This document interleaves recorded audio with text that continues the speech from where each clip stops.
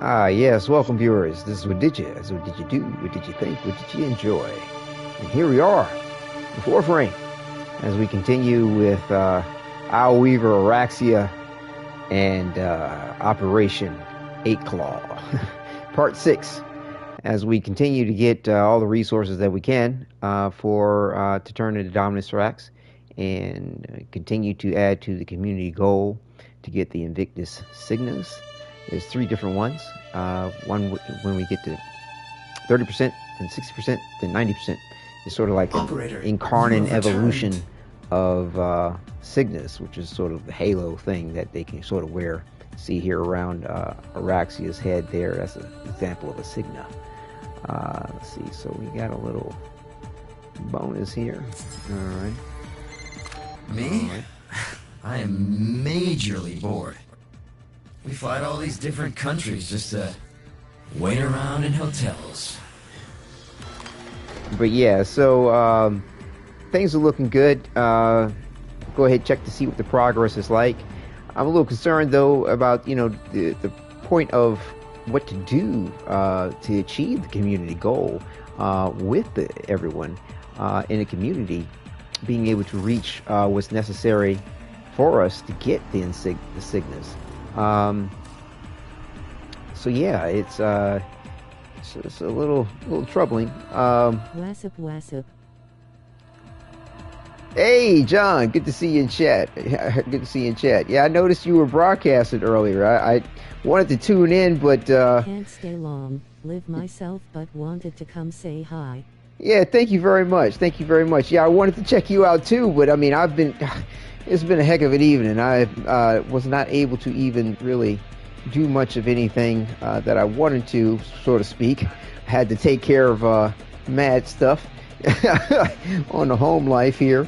But yeah, thank you very much for stopping through. No worries, brother. Much love, 3. Righto. And I'm going to try to see if I can't take a gander at what you were up to there. I think you were doing something.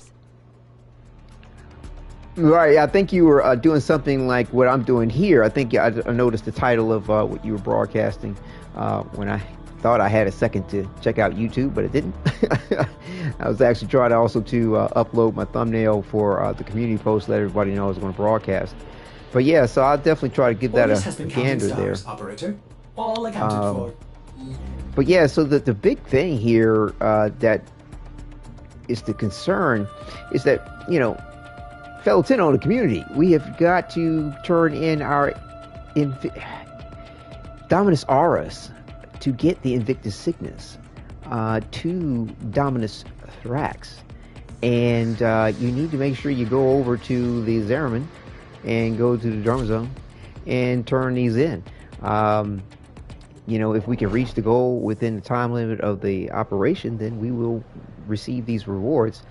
It looks like we will be in store for the first one, but again, it's the thing is, you want to go ahead and max out all of what you can in Dominus Thrax's shop here.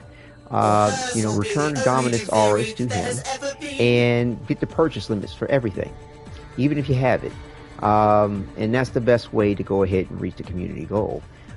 So yeah, Operation 8 Call, that's what's up. That's how we need to go ahead and get these lovely Signas. This is the first one at 30%, and then this is the second one, and this is the third one. So yeah, let's go ahead and make this happen because they're beautiful things. We're going to go ahead and try to get as many of the Dominus Auras as we can today during our broadcast. Not trying to make it too long. Again, obligations outside of this are quite intense, so I need to make sure that I'm tending to everything properly. Let's see here. I want to see if I can't get a thumbnail up for this here. I was even having issues trying to get my thumbnail transferred from PlayStation 5, where I create them in the what is it called again? Share Factory Studio is where I actually create my thumbnails and edit videos and things like that. Very powerful tool that's free through PlayStation. But for some odd reason, PlayStation Network is not really communicating with the app on my phone correctly to transfer the data over. I'm gonna see if I can't load up a PlayStation app on my laptop in some kind of way. I don't know. We'll see how it goes. But definitely trying to make sure that things turn out well. So yeah, the thumbnail I'm going to be putting up here for things is not the proper one, but it's just a matter of the perspective of it. It's not quite as zoomed in as it needs to be, just simply because of the way I had to obtain it. So yeah, we'll see how that goes. You know, we'll put up what we can, the way we can, and edit the rest along the way. So yeah, like I said, if anybody comes through and wants to join in on things, that's cool. Just going to be running this Duviri here. Let me just take a look here. So I've been buying the Pathos clamps too. Make sure there's stuff in here I want to get.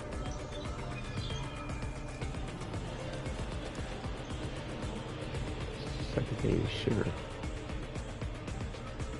Let's see, what does this do? What does it do? Secondary arcane. Oh yeah. Enemies take some Funny how she has a smile on her face every morning. Cold status. I'm sure one of the lads could tell us more.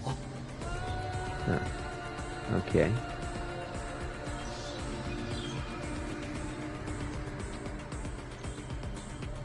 I don't wonder if I want to just sort of hold on to my Pathos clamps. He loved her, you know, Bombastine. Claims he didn't, but he cries and whispers her name when he thinks no one's listening. What do you suppose he'll do?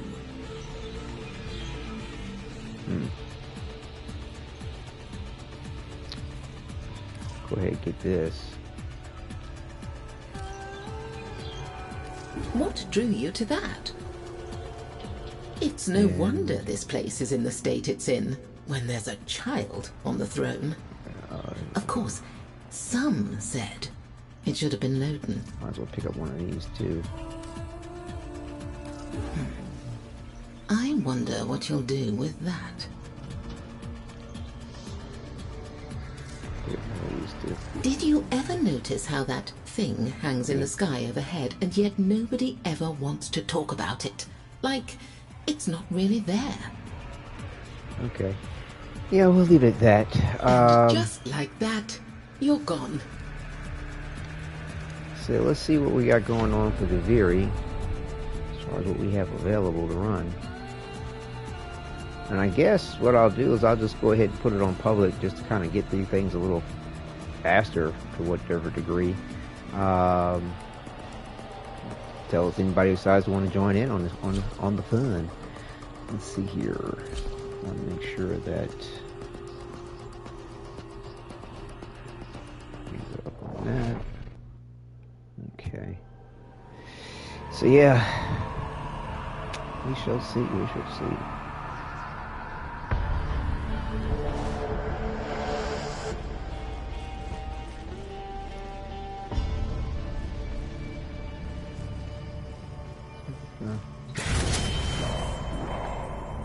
Nova.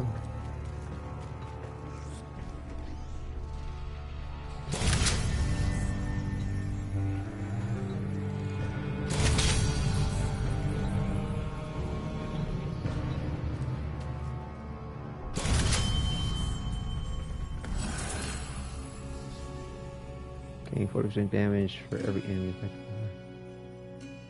Okay. We're about ready to boogie woogie.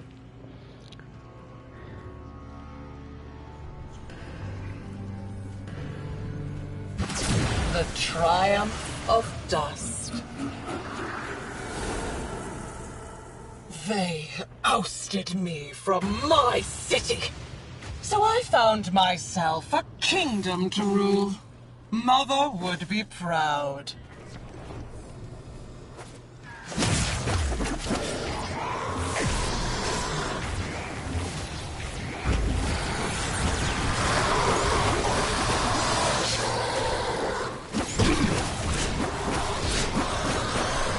fun.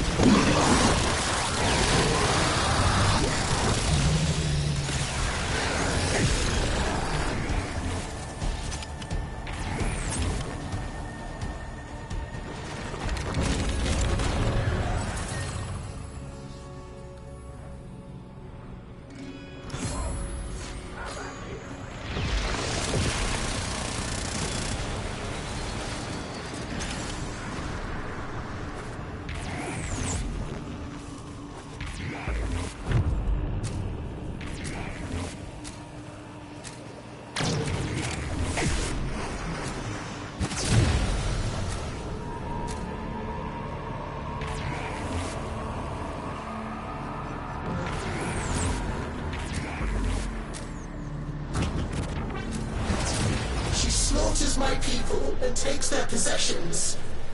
Get them back. I'll bury them alongside the honored dead. There's the ball.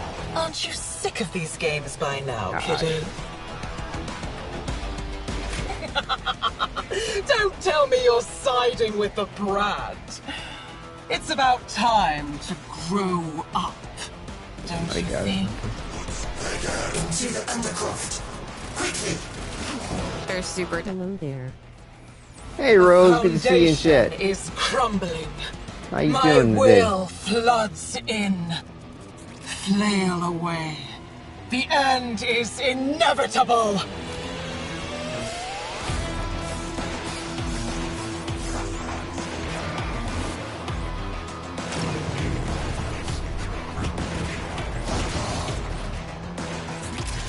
Is all well with you there, Rose?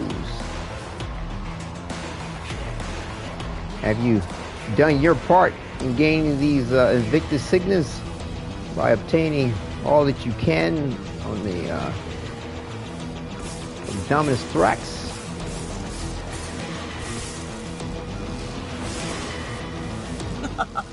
Kiddo, you are trying so hard.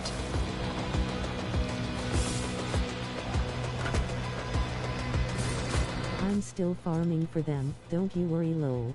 Alright, alright. Well, if you want to jump in with me, let me know. It'd be wonderful to have you aboard.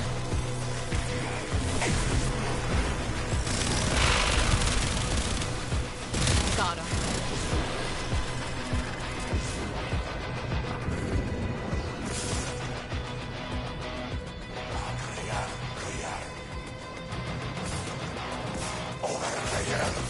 Running You're track. looking to get irradiated? I shall indeed jump in. Oh, well, wonderful. Inconsequential. I do enjoy watching you Hi. dance so frantically. Hey, Bandito, good to see you.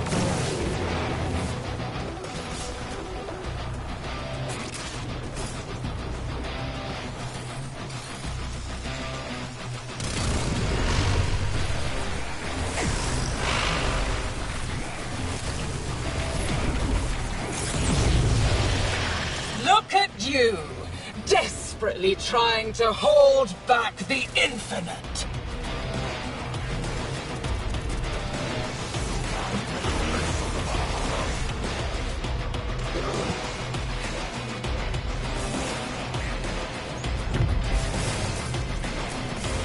There's always next time.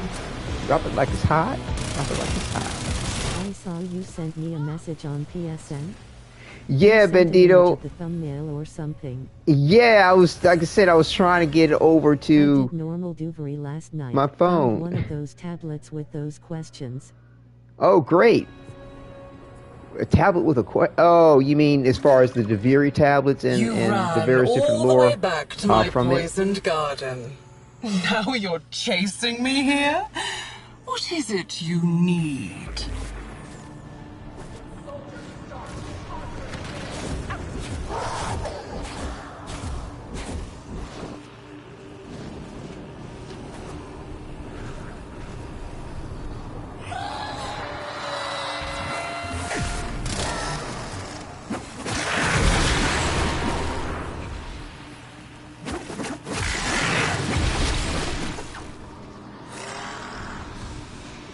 for?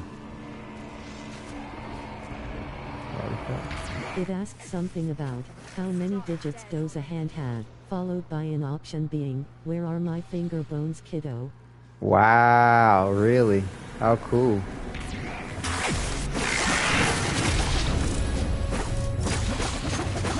How cool. Yeah, there's a lot of little fun pieces around to discover.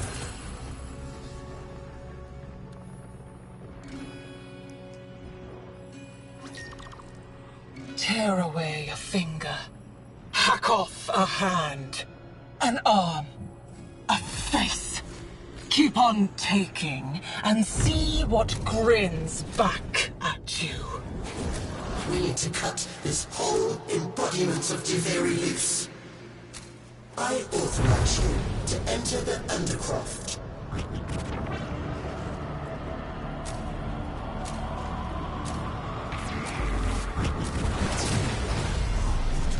Ah, the Crucibles. One of Albrecht's many sins. Try and finish his work. See what happens to you.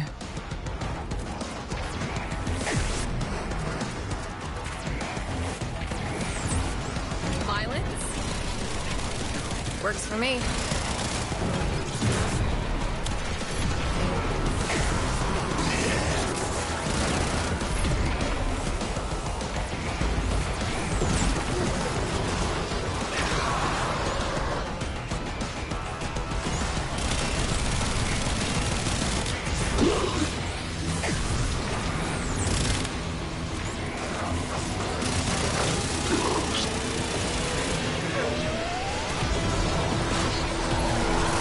Bitches.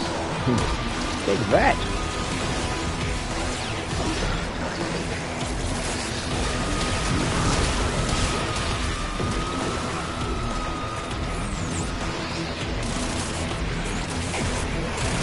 Ooh, scary.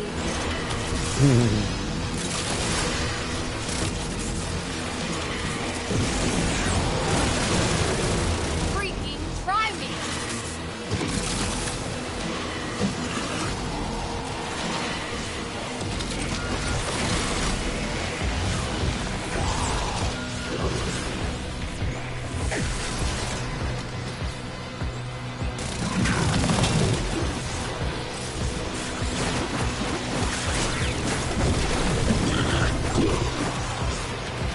Hardcore science really is the same thing as magic.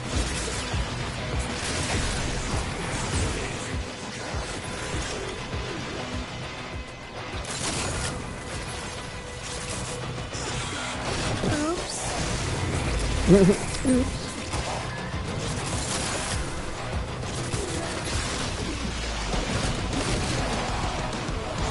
Like everybody's more impressed about the killing stuff.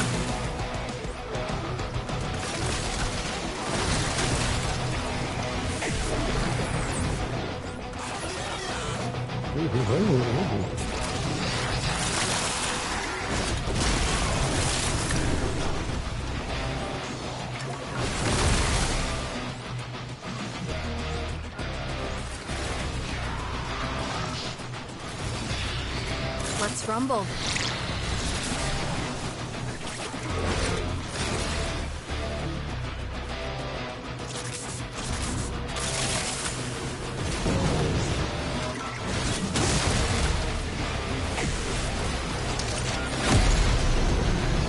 Stop it. That's unnatural.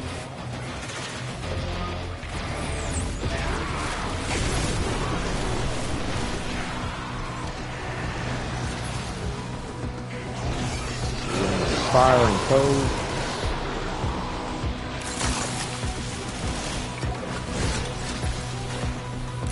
Get it done.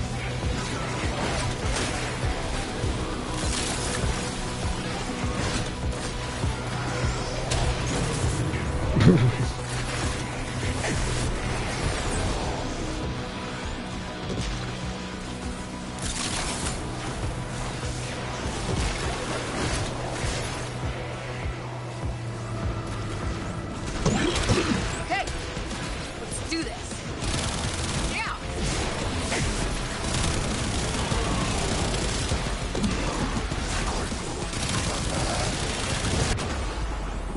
really? Peace, what's good, Tenno fam? What kind of energy even is that? Appreciate it. And we rise above it. Hey, what's up, Nestor? What's good with you? What's good? What's good? What's really good?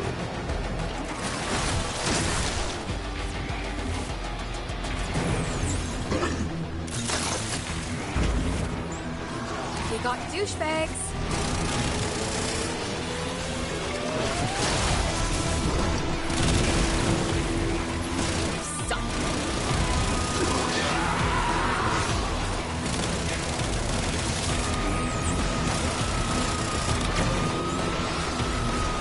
Working on a new color bow build for survival farming or open cells. A Oh, yeah? stationary color bow. Okay, cool, Good cool, with cool. y'all.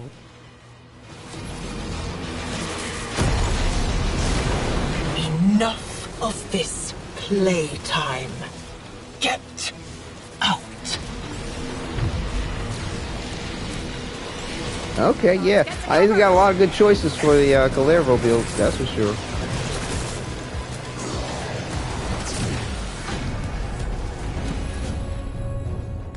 All those possibilities.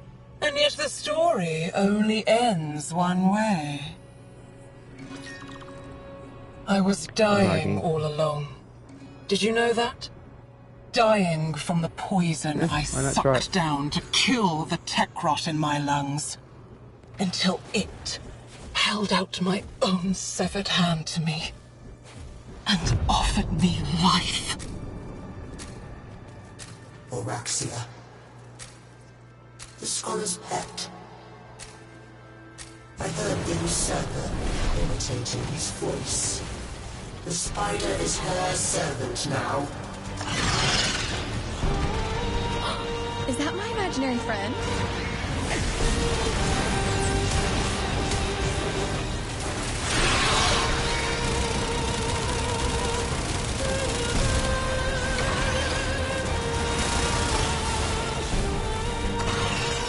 I have come to take back my crown, Nestor. Oh, yeah.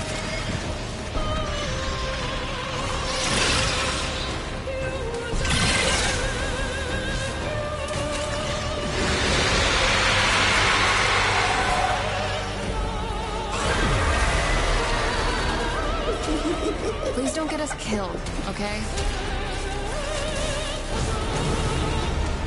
I got no crown, only 10 traffic cones lol.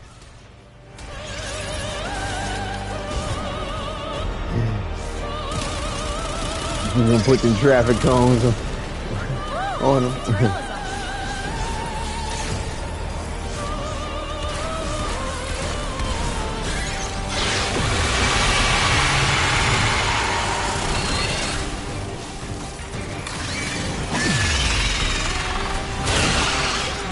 I wrote a short about giving a cone to props.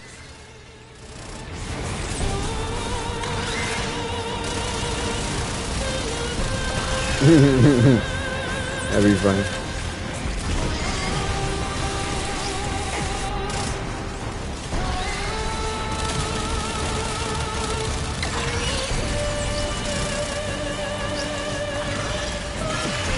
Why do people like Revan's mods? Because of the multiple stats you can get on it, I mean, depending on the disposition of them, they can be pretty Just as effective. he tormented me. You know, it's just having Need a little more something options for the and builds pace. for things. Needs more work.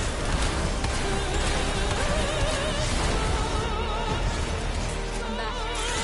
That's all. I figured it out. Infinite energy, infinite ability efficiency, max strength and range. Oh wow, how nice.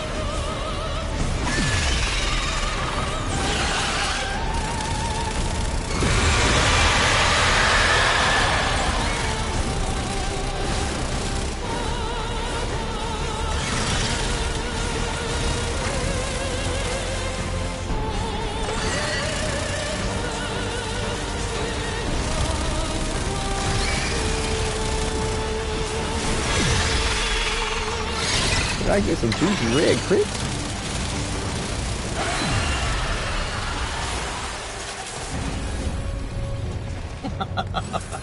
Not very nice, kiddo.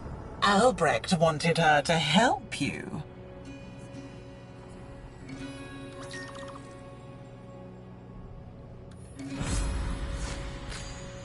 Getting out of these parkour works.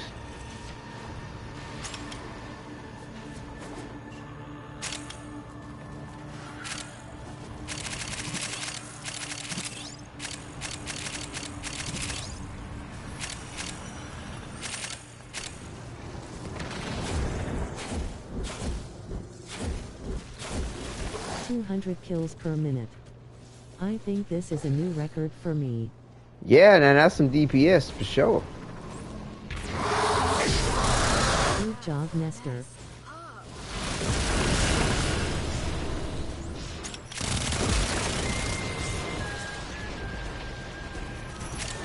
Thanks, bros. Oh yeah, no doubt. Kudos, kudos. Post your build up on Discord, man. I mean, that'd be cool to check it out. Can I get next in the farm? Yes, please do. Please do. I think Rose is going to be joining us too. Now beat my accuracy score, lol JK. Awesome, awesome.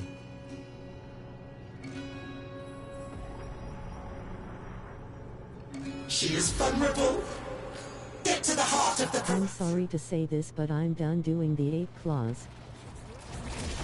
Did you max out you get your purchase limits reached for This place Dominus is Thorax? mine. It only exists because Did you get of everything me. you could out of Dominus Thorax's shop? Okay, well then yeah. I don't know how to post builds in Discord yet, lol. Just take a screenshot. Post a screenshot of your build. You know, Will I that should be your pretty much pieces? all you might need to do.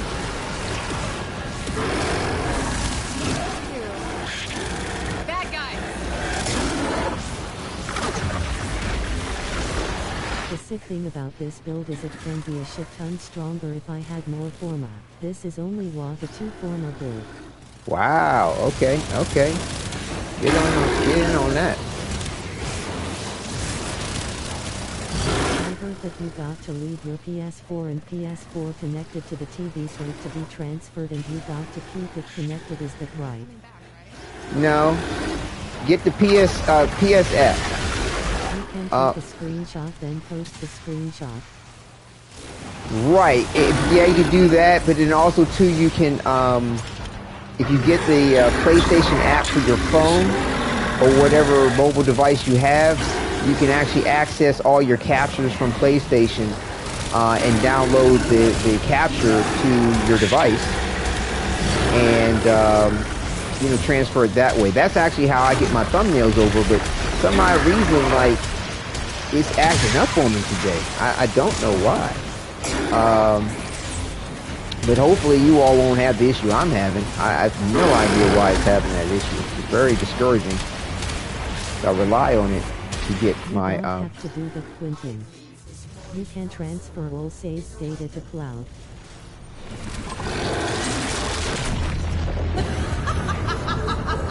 There's that too. As far as games go. She's tightening her grasp.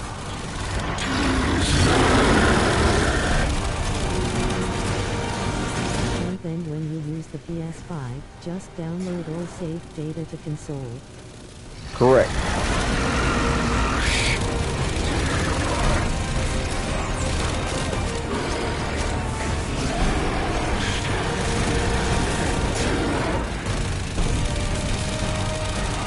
Burn 'em.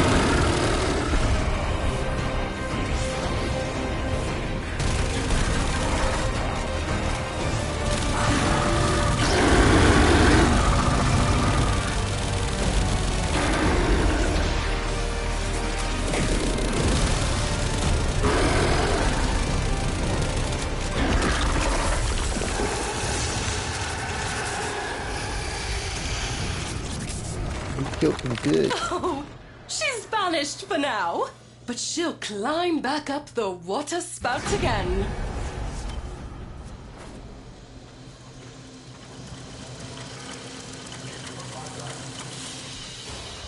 All right, we'll get some invites for yes. So we got who's thinking about coming through here? Rose and what was that? Nestor, I was thinking. Who else was thinking about joining me here? We'll do Nora tries, dreams. You know she does. But I swear, sometimes you be standing there, soaked to the skin. so you got Rose on. Idiot wants to talk about the weather. Who else was talking about coming through?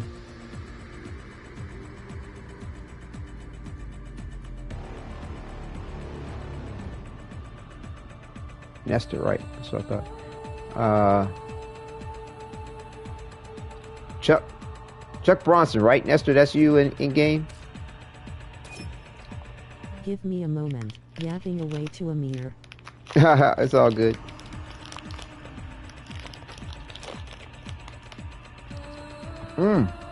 Yeah, I mean, you know, I was going to pre-record some of these Kim chats and kind of like do like a pre-recorded like uploads of them on the channel.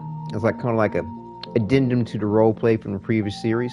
But let's see. I think it was like the conversation that I had with Velimir and Minerva was actually like pretty good. Like, I mean, I was like, oh my, man, this is something that I would love to have had during a live broadcast. But basically the Drifter, after doing the Duviri and the Isleweaver content, comes back to Minerva and Velimir and is like, yo, I saw her, and you know, we don't see it take place, of course, during the gameplay, but he's like, I told her the little password that you mentioned on Empty Crossroads, and the Drifter says that Nessie replied with the other half of it, which was for when Soul and Allure align, the lost shall find their way home. And basically through the Kim chat, you know, Velimir and Minerva were like, that's our little girl. It's like, we can't understand. There's no reason why the indifference, though it may know everything she does, would reply in such a way to that phrasing. So, like, it was interesting how it was kind of resolved, basically, with Minerva and Velimir, and how they felt very comforted by the whole situation. So yeah, that whole conversation was real cool. But yeah, I'll put up a compilation, you know, compile everything together, and I'll be broadcasting probably a couple of episodes, because it actually took me like a half hour to go through the Kim chat last night, just pre-recording it. So you know, you can kind of put together about an hour and a half or so of footage. I think it's like, no, it's a little bit over 2 hours through the what the I heck don't think I've ever seen the text. For sure, factor. Oh, really? That shit, I'm telling you, it was dope. It was deep. I had goosies. I mean, for reals. Yeah. Some, you know, it was an unspoken conversation it had between the Drifter and Nessie, where he drops their secret code to Nessie, and Nessie has the indifference or whatever aspect that the difference has possessed her, or whatever really is going on. Nessie gave the proper call back. That's what's up. So real deep.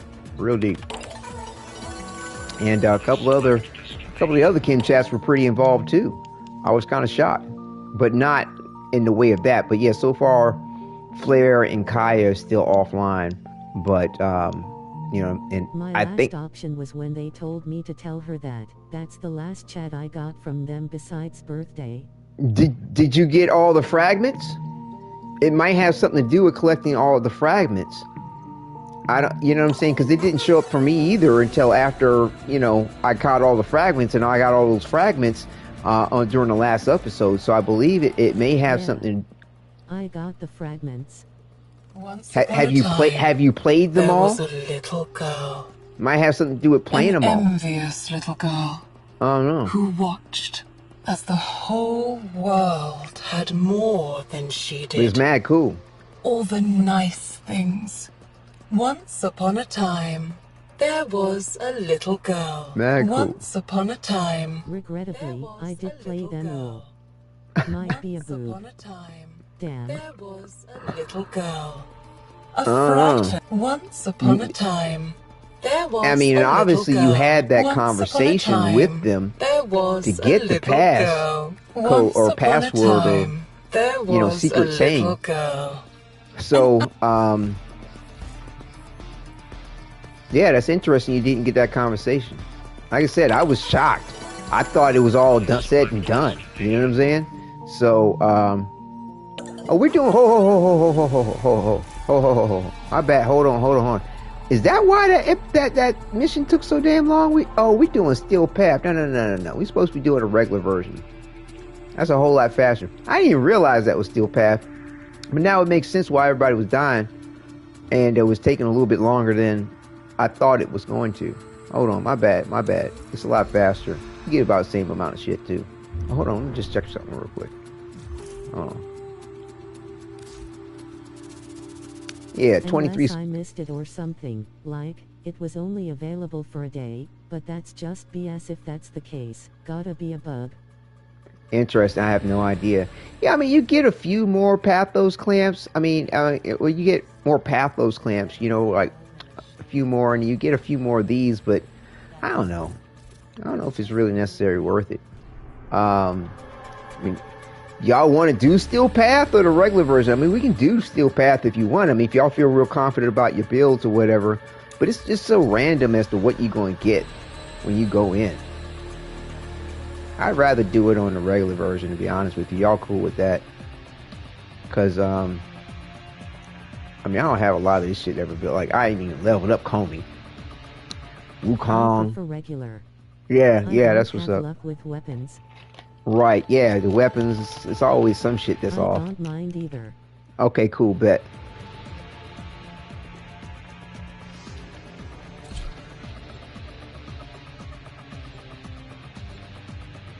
Yeah, Quentin, thank you for doing your part. And getting everything out of Dominus and Strax's that you can buy. Like I said, get those, reach that limit on everything he has, and even if you have it, get it. Because, like, the blueprints, if you've already crafted something. The way I get away with it in Steel Path is just settling for decrees. The decrees help a lot. Yeah, decrees are all the difference in the world. Yeah, I have my crown back. We talking about the thing in chat. But yeah, it's like, even if you buy the blueprints, if you already have them, you can sell it back in the inventory for credits. You know, you can seem to handle Steel Path. You can get some kind of return on the effort of, you know, turning into Dominus auras, and you know, it's no harm, no foul.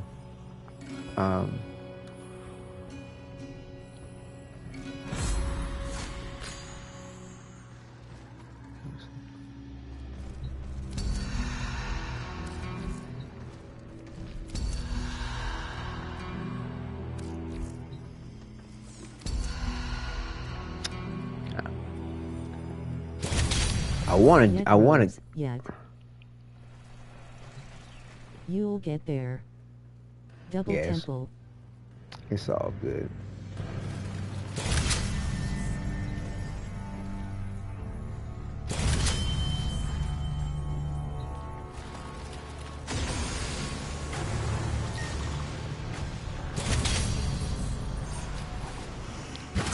The triumph of dust. Oh, kiddo. How long have you been hiding out here, thinking I couldn't see you?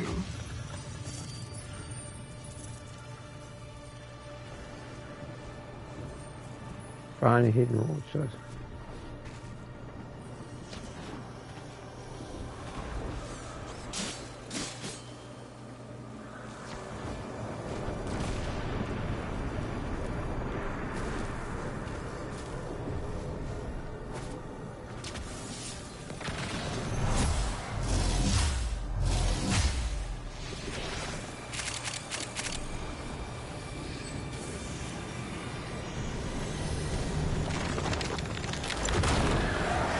Cracked it.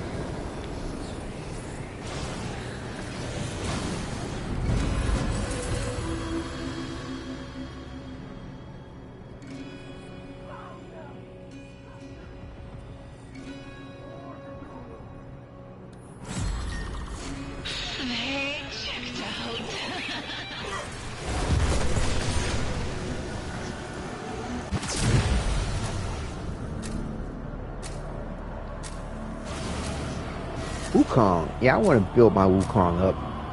Get him set up for like some nice, stealth type missions. And, because he's got that cloud thing going on. What's up with the hand? Was it always looking like that? Wrap around my brain like a blanket. There were people here. She unmade them. You have to find what they left. Don't tell me you're siding with the brat. It's about time to grow up, don't you think? We have to burn her influence out of the very roots. If that means sending you into the undergrowth, then so be it.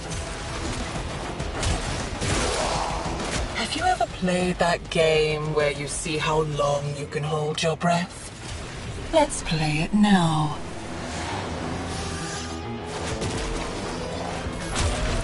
I haven't used Wukong in like forever.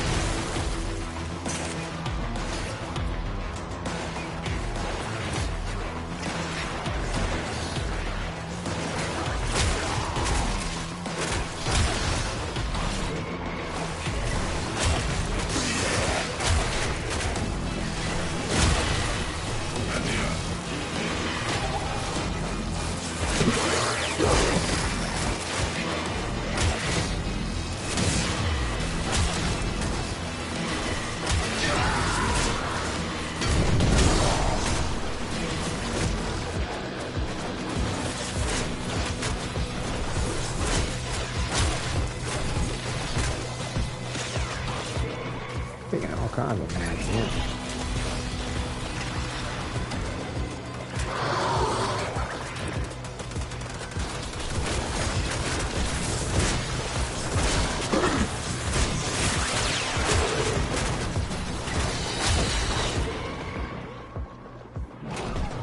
Why is he trying all that aggro?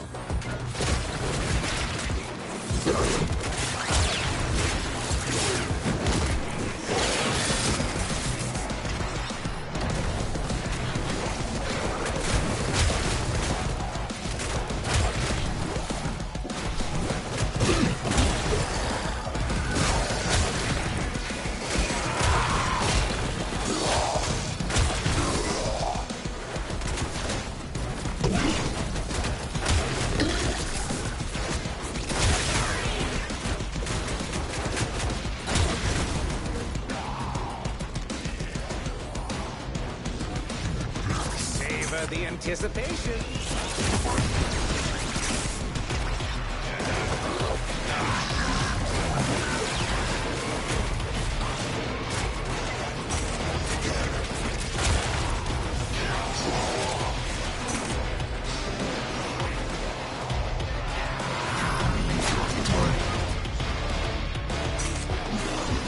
Aggro, aggro.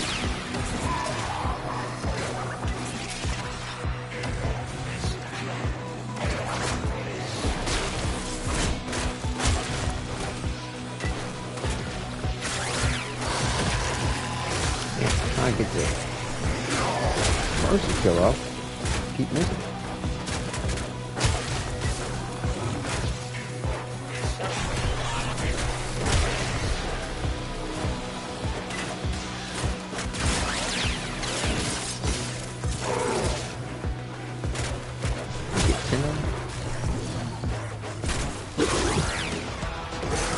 Damn it.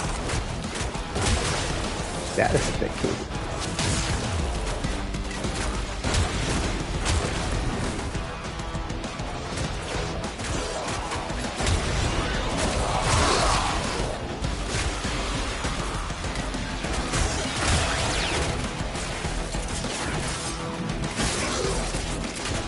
One more. You can do it. Two more.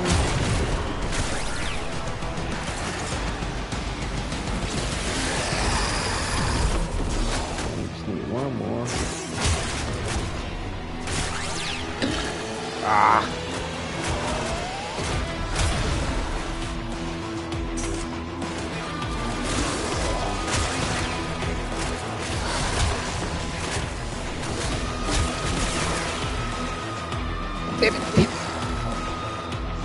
Fell off the edge. Oh, yeah.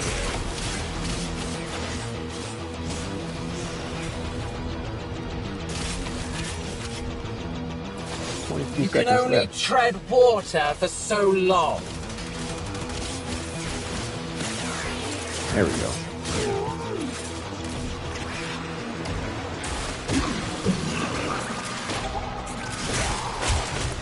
I am playing the long game.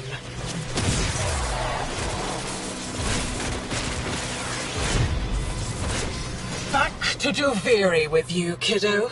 Find out what I was up to while you were gone. Shut drums. All those possibilities. And yet the story only ends one way. You ran all the way back to my poisoned garden. Now you're chasing me here? What is it you need?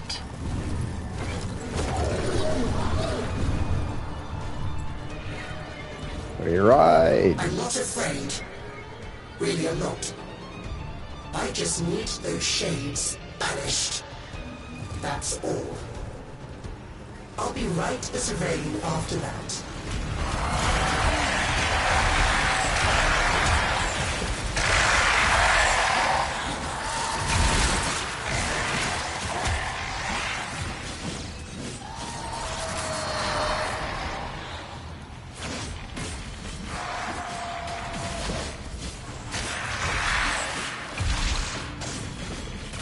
Cut him down.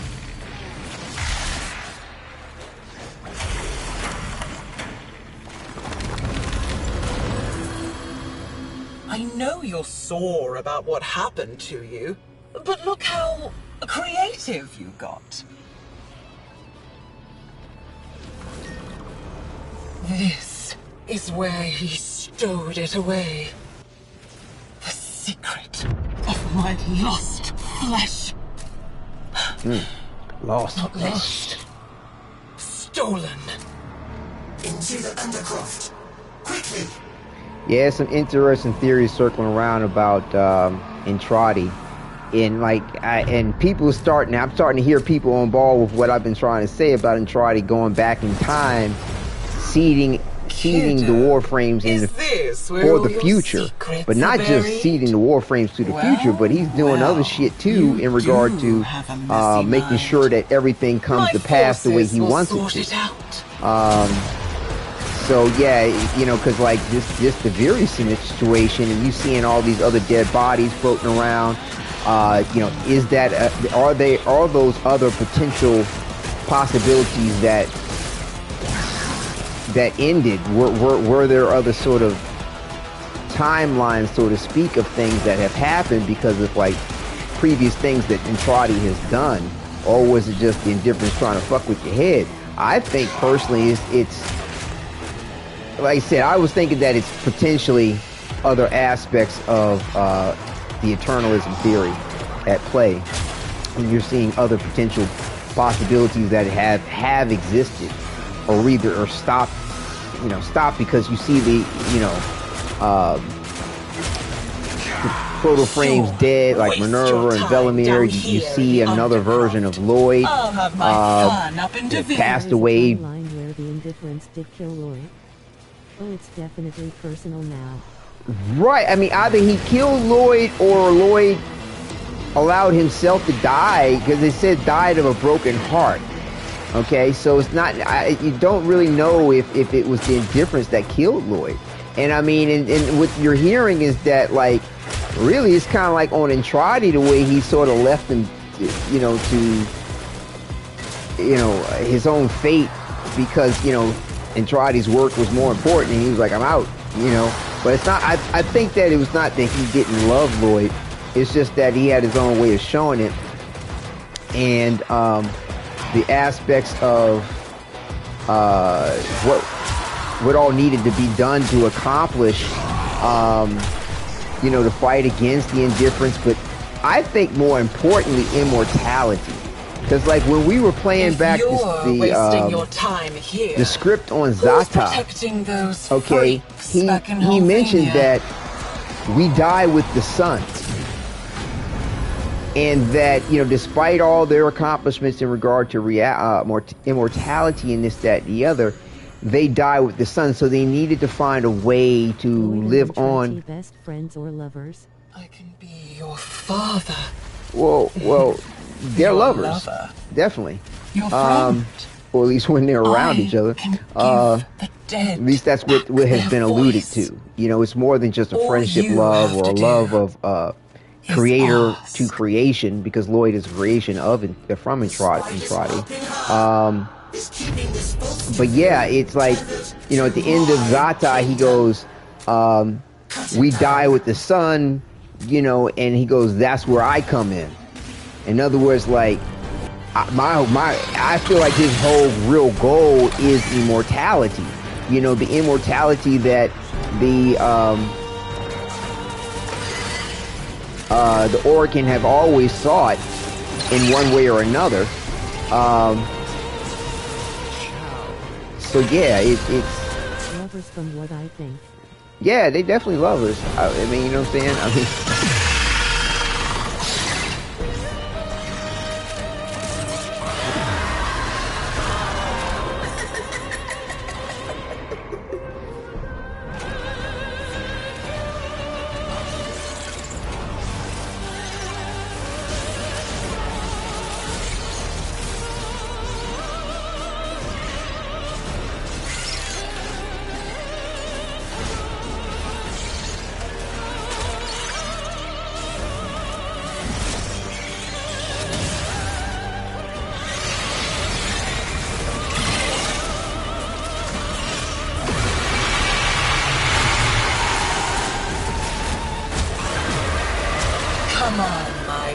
Wukong magic, yo. Secure this kingdom for me, and I will feed you as your old master never did.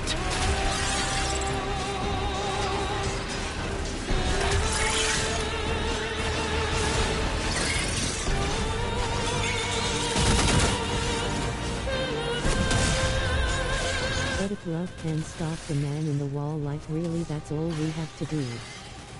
Well, I think it's more to it than that. But I do believe that it does not comprehend it on the level that we do, without a doubt, or the potential of what humans can. Because in my opinion, I think it's something that was probably self-created in some kind of way, shape, or form, or it's been around for so long that whatever may have been created from, or to their plan. It's not a guaranteed way to fight it. Well, yeah, poison doesn't mean you're going to, you know, it's going to kill something, but yeah, it's definitely something to thwart it. It's something to confuse it. It's something to throw it off. I mean, and plus too, in regard to the Drifter gaining, you know, the trust of the Hex to do all that he did, and to continue to do all he's doing in the way that he's doing. Love, or this power to move others with your heart, is something that he's capable of. And I mean, what's interesting is that, like, in what is it, ninjutsu and things like that. They actually claim that oh,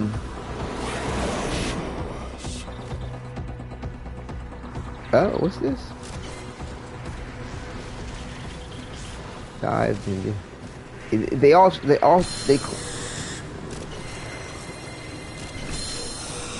They claim that moving people's hearts is the greatest form of ninjutsu. It's not, you know, the secret arts of killing or deceptive play or this, that, and the other, but it's moving the hearts of other people. And so it's really interesting that this could be an element in the whole. Oh, come on. Ah, shit.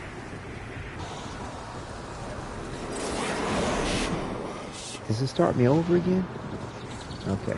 This could be an element within the whole grand scheme of things. And like I said, I feel like DE, the creators, Steve Sinclair, what have you, are heavily influenced with the element of love potentially conquering all or being a heavy component within storytelling. It typically is within myth, lore, legend, fables, religion, you know, you name it.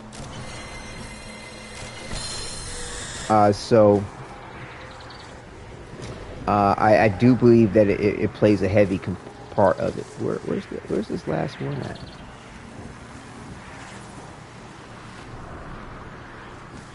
Like Return of the Jedi mechanical arm. Yeah. I mean, to me, a lot of stories, a lot of sci-fi, even horror. And I hope that doesn't happen. Even horror movies have this element of love or a love story to it. I mean, heck, Dracula, that's another big one. A lot of people miss the point that it's a love story more so than anything else. Frankenstein, even, you know, I mean, like, it's a lot of things out there that, in my opinion, are love stories in one form or another. And I think that this is the case too. But like I said, the indifference is either something that has been created, it has existed for so long it knows nothing but itself. Okay, and this, you know, you can love yourself, true, but it's only so far that love is going to go. You can't return love to yourself in a way that another person can, or another living thing, another being can. And then for the indifference to have that return to it on the level of itself, you know, and that's why I think that it's taking possession of people in the way that it does, and moving their beings, so to speak, moving their reminds me of Shigarak, but like 10x worse. Shigarak, I'm not sure who that is, or I might. I'm just not recalling. But yeah, it's because, you know, the way that it can sort of assume the knowledge and the persona and the being of another living thing, I think it's trying to glimpse itself and trying to fathom all that it doesn't know in the very many apertures of it, because there's no one true notion of love per se. You know, it's, you know, there are a lot of varied aspects of it. And then too, from Elder Scrolls, he's like Shigarak and Jigalog and Anu. Oh, okay. All right. Yeah, I'm not that familiar with Elder Scrolls, although I've enjoyed watching people's gameplay of it. But so yeah, it's, you know, and then the element of, you know, there's a lot, like I said, there's a lot of different apertures of love, and then there's that one, that's that pinnacle, the ideal of love, true love. You know, what is that, right? And so again, you can never achieve that without others, you know. So, and it's like, it's not like Entradi is devoid of this, you know, of true love or knowing about love, because it's like, how would he ever say to the Drifter, carry this power well? I mean, like, he knows This shit can move mountains. This shit can move universes. This shit can move time and space itself. So, I mean, that's my theory. That's my take on it. The romantic at heart that I am. Like I said, it's hard not to miss, because the concept of love is throughout Warframe. As I said in one of the previous broadcasts, whether it's the love of money, the love of flesh, the love of power, the love of creating, the love of life. The Elder Scrolls, for the toll play aspects, the universe and lore is really good. Right on, right on. The wall just says, oh, I finally feel something I needed, and then just becomes an ally. I'm going to crash out. Nah. I don't think that's going to happen. I don't think that's going to help necessarily. I have had a little theory in the back of my head floating around, My like, headphones died. Uh-oh. You dropped out the party, too. Do we need to send you another invite? But yeah, I've had a little weird little thing. Okay. I will be RB. All right. I've had a little weird theory that potentially the indifference is a child of the drifter. After Duviri. I've had a theory that the indifference. Hold on. Excuse me.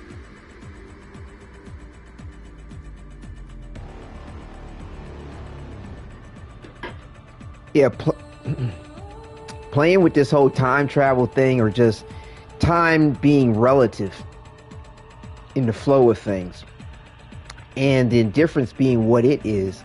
I'm wondering, is it the offspring of the drifter, ultimately, that has been lost in the void, which it in itself is indifferent of time, right?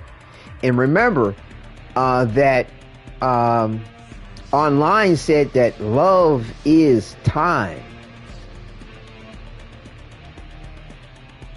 Okay? So if the difference is of the void in and of itself, in the way that it is, and only knew of the void before Entrada came along, it doesn't understand love in the way that love is time, because if you look at the very bare essentials of what time is motion. You cannot have, you can't put it like this, you can't have time without motion. In every very minute, as tiny as you ever get of time, there is some aspect of motion. To its grandest scale, there is motion. But the void, as in its namesake, is its fundamentals seem to be motionless, in that time does not have a constant or any true notion therein.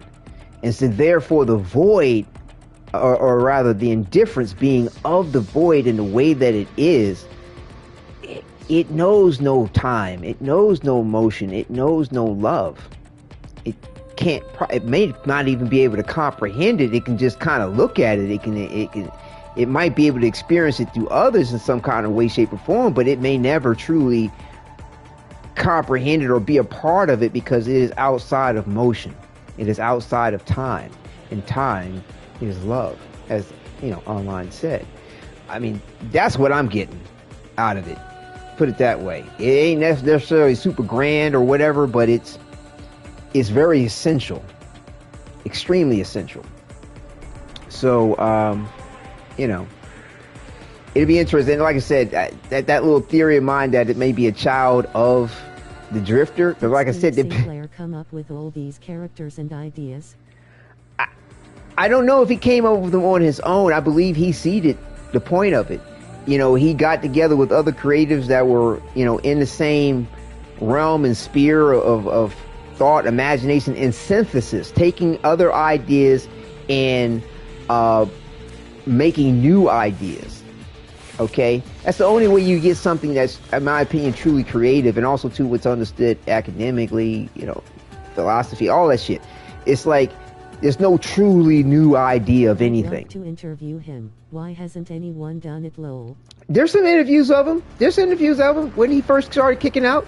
I think I posted him on my Discord, but if I'm gonna double check, make sure that I did. But there's interviews of him. I mean, and he is very, very in tune, very in depth, and very heartfelt in what he's done.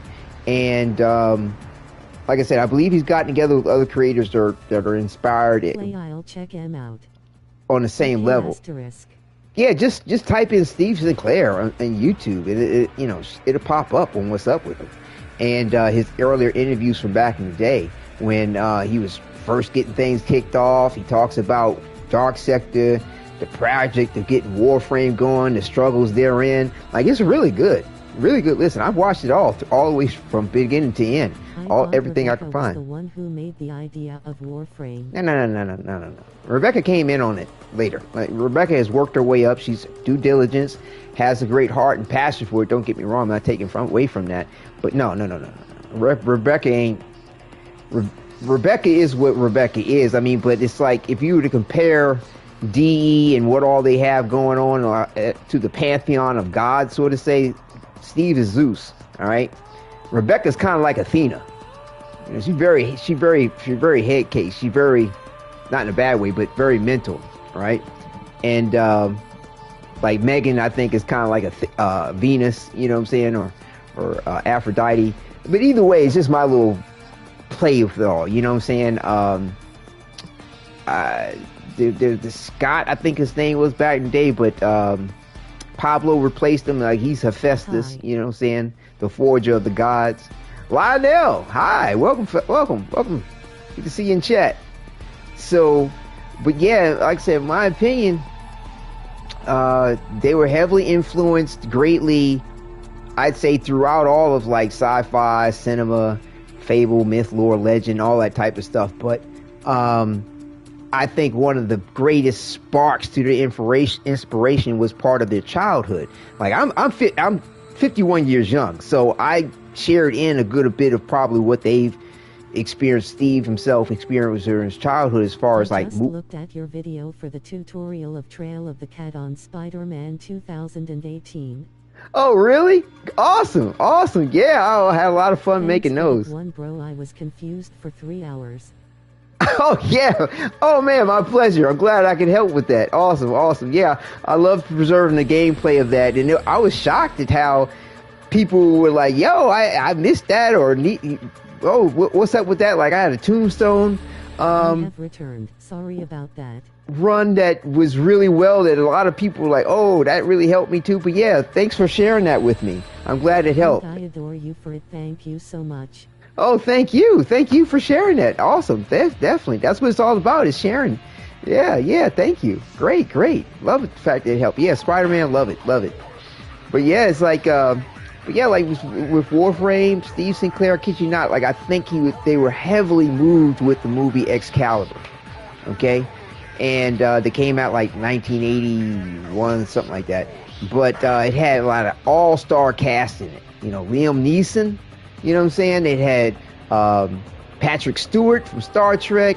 I mean, like, just an all-star cast. I mean, and it was based heavily off of the original French novel Le Morte d'Arthur, but, focused on the sword Excalibur, along with all the Knights of the Round Table, because it was a romance story, a love story of the tale of King Arthur and the way that it was modernized. But bear in mind, King Arthur, there's legends of Celtic and Welsh legends going back to the BCs on a mythical or a legendary individual named Arthur.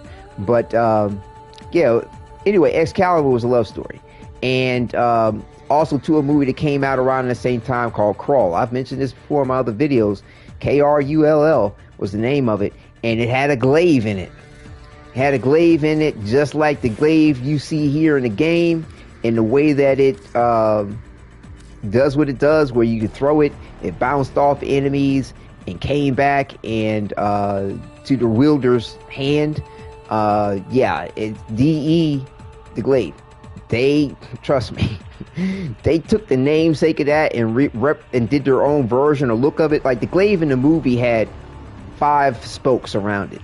Okay, either way, this is very much like what it was, 100%. And it was a love story. Crawl was a love story where love conquered all. It was like kind of like with Warframe with the indifference. Crawl had this thing called the Beast in it, and it captured this guy's bride and wanted the woman for herself, or itself rather. And the Beast had these various different abilities that it could gift other things and other living entities if it gave it something. So like in the movie Crawl, one of the things that stood out in it was that the Beast wanted an eye. It, for whatever reason, it didn't have an eye or lost an eye, but it wanted 2 eyes. And so there was this race of Cyclops, or race of beings rather. They were giant type beings, you know, taller than normal. I say giant, they were like 7-8 feet tall. Anyway, they gave up one of their eyes and became a cyclopean race to the Beast. They wanted to see the future. And what the Beast gave them in return was the only future they could see was the time and place of their own death. And if they went against what was fated for them for their place and time of death, it caused them exceptional pain. And so like in the movie, the last of their kind helped the hero get back to this fortress that kept reappearing in different places on the planet, and to get to the Beast and his bride, so this Cyclops went against his fate of when and where he was supposed to die to help the heroes get to the Beast. But he used his pain that he was going through, the immense pain he was going through, to just take all kinds of shots from the enemy. He was to get blasted, fucked up all left, right, and center. But he could push past it because his own physical pain by going against his fate was that much greater. Let me tell you, this movie was bad as shit. They had this thing called fire mares in it, flying fucking horses like they were Clydesdale that could run fast enough, and the heat from their hooves could combust the air, and they could run on hot air. And to me, I think that's the reason why we have these flying horses. But it's also too homage to like the Pegasus and the unicorns, all that type of shit, all rolled into one to give you Warframe's version of it. But yeah, like that movie Crow, let me tell you, that movie was the shizat, in my opinion. I need to watch it. What's the name? Crow. I'll type it in chat. I mean, I'll put up the wiki link for it too, because like I said, DE took from that heavy, he big time, and I need to do a dedicated little thing on this, because I kid you not, like I ain't never heard nobody talk about this shit in this way, as far as what the inspirations for, Warframe and the way they go about it. Let me see. Let me pull up. 'Cause let me tell you, there is no way I'd be willing to bet some hard money about this point on Crawl, as well as the movie Excalibur. Like I said, but yeah, that movie was badass. So like I said, in a way that the indifference does what it does in making these deals and gifting itself in some kind of way to the person or the individuals, it reminds me so much of what this Beast did. I haven't seen Crawl in years. You know about the movie. There we go. You hear the passion I'm speaking on it, man. That movie was, loved it. My mom's loved it. My mom was a big sci-fi buff, so that's where I got into all that. But yeah, Crawl was dope. And I'm kind of romantic at heart, so these sci-fi epic fantasy type movies, captured me. https://en.wikipedia.org/wiki/left/film Yeah, I'm not sure about that, Quentin. Mad God? Is that an anime movie? I don't know what that is. I may have seen it, not sure. Doesn't stand out in my head. But yeah, Rose, if you're going to be a minute, we can go ahead and run another Duviri thing. Where you at? I don't have too much time this evening. I'd like to broadcast more, but I've got to take care of some things, and important day with my son tomorrow too. It's a stop-motion animation movie. Okay.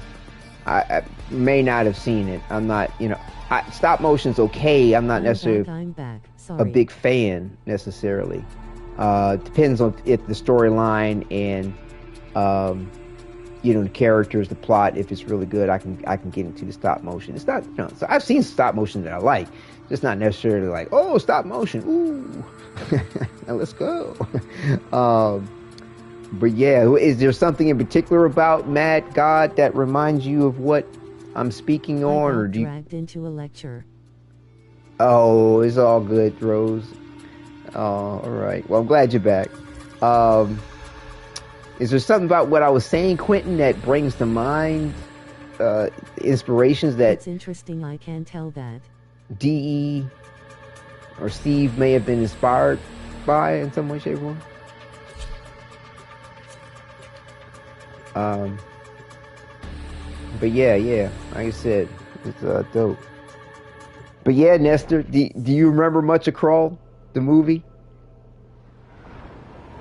You remember the glaive, the legendary weapon that he had to go into the volcano, stick his hand in the lava to pull it out and shit?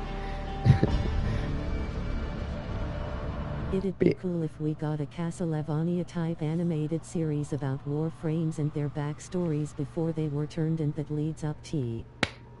Yes, bro. DE has a wealth that they could pull from. Oh my gosh, comic, anime, like it would be a hit, and you can't tell me it ain't on the menu for them. It's just a matter of when and how. And they want all proprietary rights for what they do, and they ain't trying to sell it to somebody. You know what I'm saying? Necessarily. That's unnecessary. Players they'd get. I mean, they've made deals with China in the way that they have, and yada yada yada. So they might do something with Netflix, maybe. You know what I'm saying? I would see them probably doing something with Netflix more so than Amazon Prime. Spot free. Yeah. Oh, never mind. Yeah, oh my God, I have it. You can jump in there, Bandito. We can back out if you want to jump in. Hey, let's slip back out there, Chuck and Rose, and pick up Bandito. But yeah, it's the what's up. I mean, I can't imagine. I mean, it's popular and it's just inspiring and captivating that the way anime is. I can't see why Steve Sinclair and the rest of the creators with D they're not on the point of Wadidja, I have it, Krull. What do you mean by you have it? I have it, Krull. Go watch it, Quentin. What do you mean you have it? You have it, like, as far as the ability to watch it? Yeah, check with your parents first, though, on it. Like, it's not, to me, it's nothing lewd or crude or highly violent about it at all. Like, I mean, people die in it, there's a little bit of... I have the movie. Oh, you have the movie? Oh, okay. Well, as long as your parents are good with it. I mean, you 16, bro. Like, I would think that it's okay, but, don't take my word on it. Check with them first. You know what I'm saying? But the movie, like I said, the movie's good, really good. I mean, give it a chance. It's a little dated per se in a way of itself, but it's good. Trust me. The dialogue, the writing, I remember seeing this when I was 4 and I was tripping out on it for some reason. I thought it was Star Wars because the guy looked like Yeah, no, they had some elements in it, like the way the enemies and the weapons they have, kind of remind you a little bit of Star Wars to a degree. Krull had a little bit of everything. You know what I'm saying? They had firemans that could fly. They had Cyclops. They had a motherfucking changeling in it. It had a wizard type magician guy in it that could do all kinds of magic shit. Like, then they had the hero with this mythical weapon. They had the beast with all these different abilities and a castle that could just put it like this: for every sunset, it would teleport to an unknown location on the planet, around the planet. But it was also too from a different planet altogether. It wasn't even from their planet. It traveled to stars and went to different planets and fucked up shit. But yeah, it just took it devoured or wanted whatever it wanted. And that's the reason why I kind of referred to it as the beast, and it took what it wanted. Yo, you like Spider Mommy? Yo, they got a character in Krull. They call her the Widow, I think, or something like that. But you know, in this movie, in the way that it had these tales and what have you, and these characters, it was one of the guys that was helping them out. I don't want to give it away, but I'm just saying though, because it's kind of cool when you find out the how these characters relate. This woman and this guy that's part of the group. But nevertheless, she sits at the center of this immense spider web, and it's this gigantic spider that'll kill you. But she has this ability to foresee the future flawlessly. Whatever she is on tubing for free. Whatever she sees or predicts, it will always happen, no matter what. And they needed to find out. They needed to find out where the fortress of the beast was going to be. They needed to know, and she was the only one that could tell them. And so, but the thing is, you get the fortune of what is to be from her. Number one, you got to survive just to get to her, past this nasty ass spider. Then you got to survive to get back.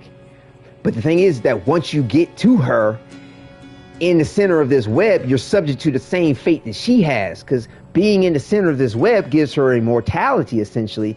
But as soon as she leaves, she dies. She would die within a certain period of time, very short period of time. And so let me tell you, man, you guys, this movie is great. I mean, this movie, let me tell you, it was good. It was good on all kinds of levels. So yeah. I mean, I'm digging it the most, I know. But that's what's up. Oh shit! I got my man.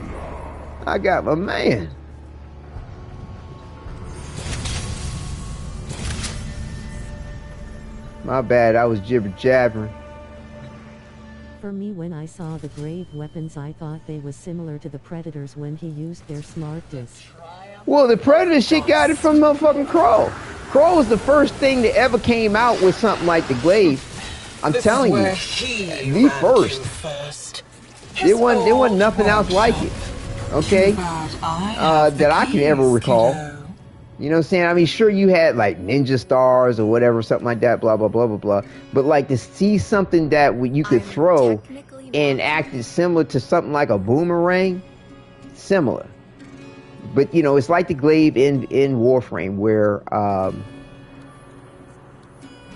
you know, you throw it at something, it can bounce off of different things, cut through shit, then return to the wielder. Ninja Scroll had this dude in it that had this weapon. What didn't look like a glaive, but it was like a long staff type thing. He could throw it and it would come back to him, reminding you a bit of the glaive in the way that it functions. But yeah, I mean, and I mean, for the point that Warframe DE decided to like, not even. That's my mom's favorite. Dude, for D, that's what's up. What's up, moms? Yeah. So yeah, it's like the fact that DE didn't even bother to change the name of it, right? I mean, like, to me, DE does a really great job of paying a homage and tribute to their inspirations. You know what I'm saying? They do. And I think that's one of the ways that they did with keeping the name the glaive for that weapon, as well as naming their poster boy Excalibur. They could have named it whatever they wanted, but they went with Excalibur. They waited for us to have, you know, like I said, they could have drew on the point of what Excalibur was, but no, they went straight for the Arthurian legend. They went straight for the mythical sword. And the other big kicker about the reason why I say that Excalibur, the movie, was a heavy influence to Warframe is, you know, there's always Merlin involved with King Arthur and the Knights of the Round Table, right? What's up, John? Siding with the brand. And It's about time excuse me. to grow up. So, like I said, there's always a Merlin involved with King Arthur, but in Excalibur the movie, Arthur, Merlin takes let's see, right.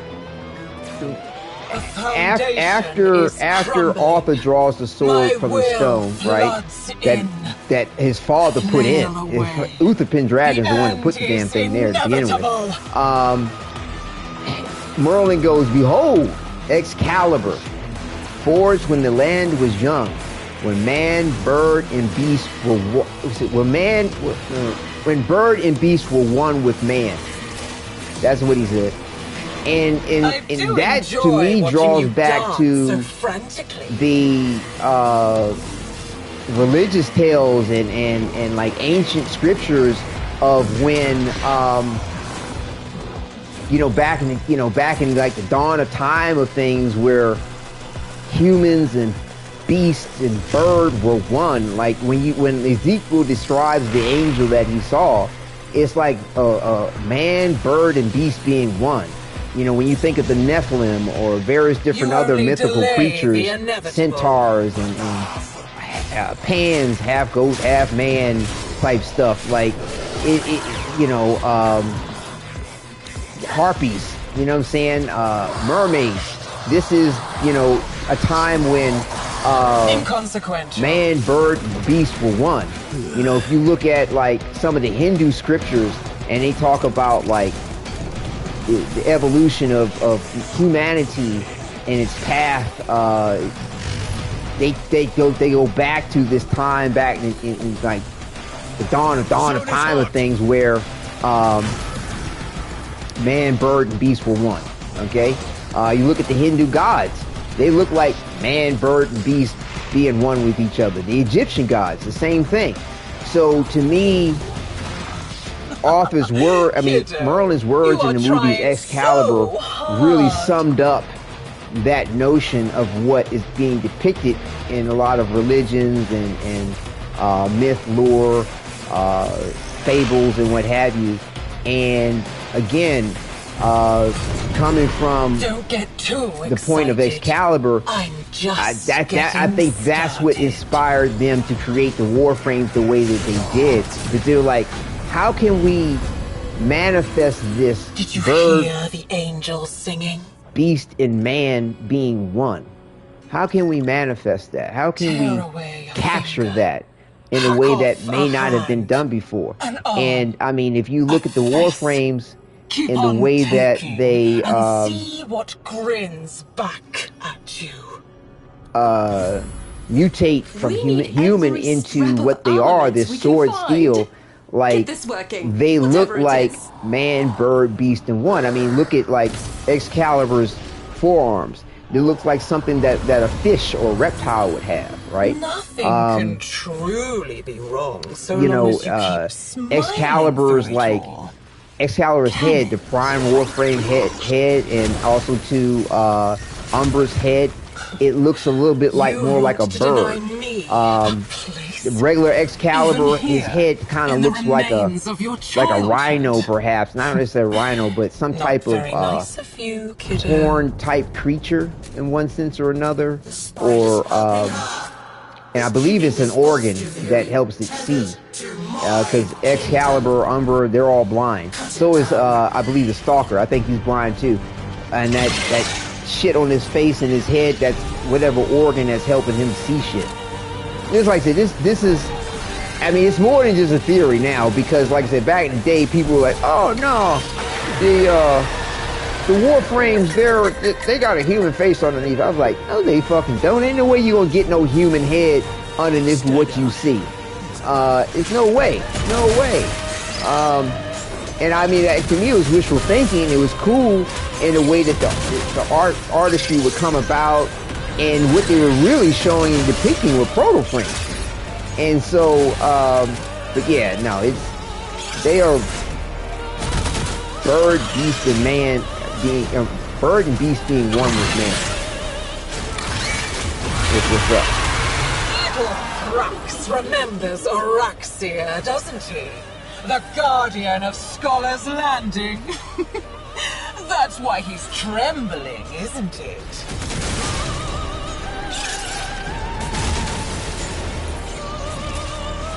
Do that dance. But yeah, I know I'm geeking on it. I'm probably digging it the most, but it's hard for me not to see the parallels to it. And if that's not what it was, that's not what they were inspired by, like, that's okay. You know what I'm saying? But I killing your own kind. Connect the dots. Nothing new for you. They ain't gonna lie to you. They're not gonna lie to you. So, like I said, it's that's my take on it. But yeah, the indifference. Like I said, they may not take it there with like the indifference being related to the drifter or some kind of way, like his own child and been lost in the void since it was conceived and thrown outside of time, so it's just existed in the way of itself. And they may just go straight to the point of the indifference being perhaps self-created in a way, a manifestation of the void in a way that it's still a part of the ethos of reality. Okay? It's like the anti-equation of reality. Reality is motion and time. Well, what is the anti-equation of what's its equal and opposite? The void. You know, and throughout everything you can possibly think of, there is always an equal and opposite to something, in one sense or another. The equation typically is there to balance or to be unbalanced. What they always liked about Full Metal Alchemist. You know what I'm saying? They were like, equivalent exchange, the law of equivalent exchange. It was like, yeah, that's the shit. But yeah, you know, chemistry, biology, you name it. This thing of balance and things finding its own equilibrium in one sense or another. So even genetics, they had to move from stating things were like dominant and recessive to the point that they understand things to be really more co-dominant. And that it's oftentimes a happenstance as to why one thing may be more dominant or may express itself over another thing. That's a better way to interpret it. But yeah, I mean, so in being the equal and opposite of motion and time as our universe is, it exists, so to say, you know, in its underbelly, its undercloth, it's in between, within itself, very much the way the drifter and the operator can transfer to and from something that they can sort of possess. They are within it, not in it, within it. Sort of like the void is within our universe, a part of it, indistinguishable. But yeah, so like I said, it just may be a manifestation of it. And heck, like the infestation in the way of itself, because we still don't really know its inception, it may just be some byproduct of the void too. It might be the indifference is shit. No, really, I mean, D might actually go there. It might just be the waste product of the void in some way, shape, and form. You never know. The parasite of the void, I have no idea, because the infestation and the way of itself is able to harness the void abilities in the way that you can create a Warframe and all kinds of other shit. So it may just be the bacteria, some living stuff of the void, and it only will live, so to speak. Is timeless, everywhere and everywhen. So right, and thus that's the reason why the indifference is the way it is, even if it may have been a child of the drifter. I'm just saying, like, if because of the nature of the drifter and the nature of, I mean, I'm thinking a proto-frame is what it got with. All right, it may have freaking, as soon as the moment of conception, just twitched into freaking the void and gestated and birthed itself in the void, never knew of anybody or anything. but itself. That's a wild theory of mine. But again, if it's just the very bare nature of the void in the way that it found consciousness or sentience based on the everything that is within our universe, because that kind of goes to like Warhammer 40k, and I think it's called, isn't it the Void in Warhammer 40k too? I think it's called the Void, where I sent the picture of Pearl. Okay, great. I think it's called the Void in 40k. Right, I think it's called the Void, where basically, you know, the emotions. What is it called in Warframe 40k? That dimension where these sort of gods or these entities which sort of personify the warp. Thank you. Okay, the warp. So the warp to me is a lot like what the void kind of represents,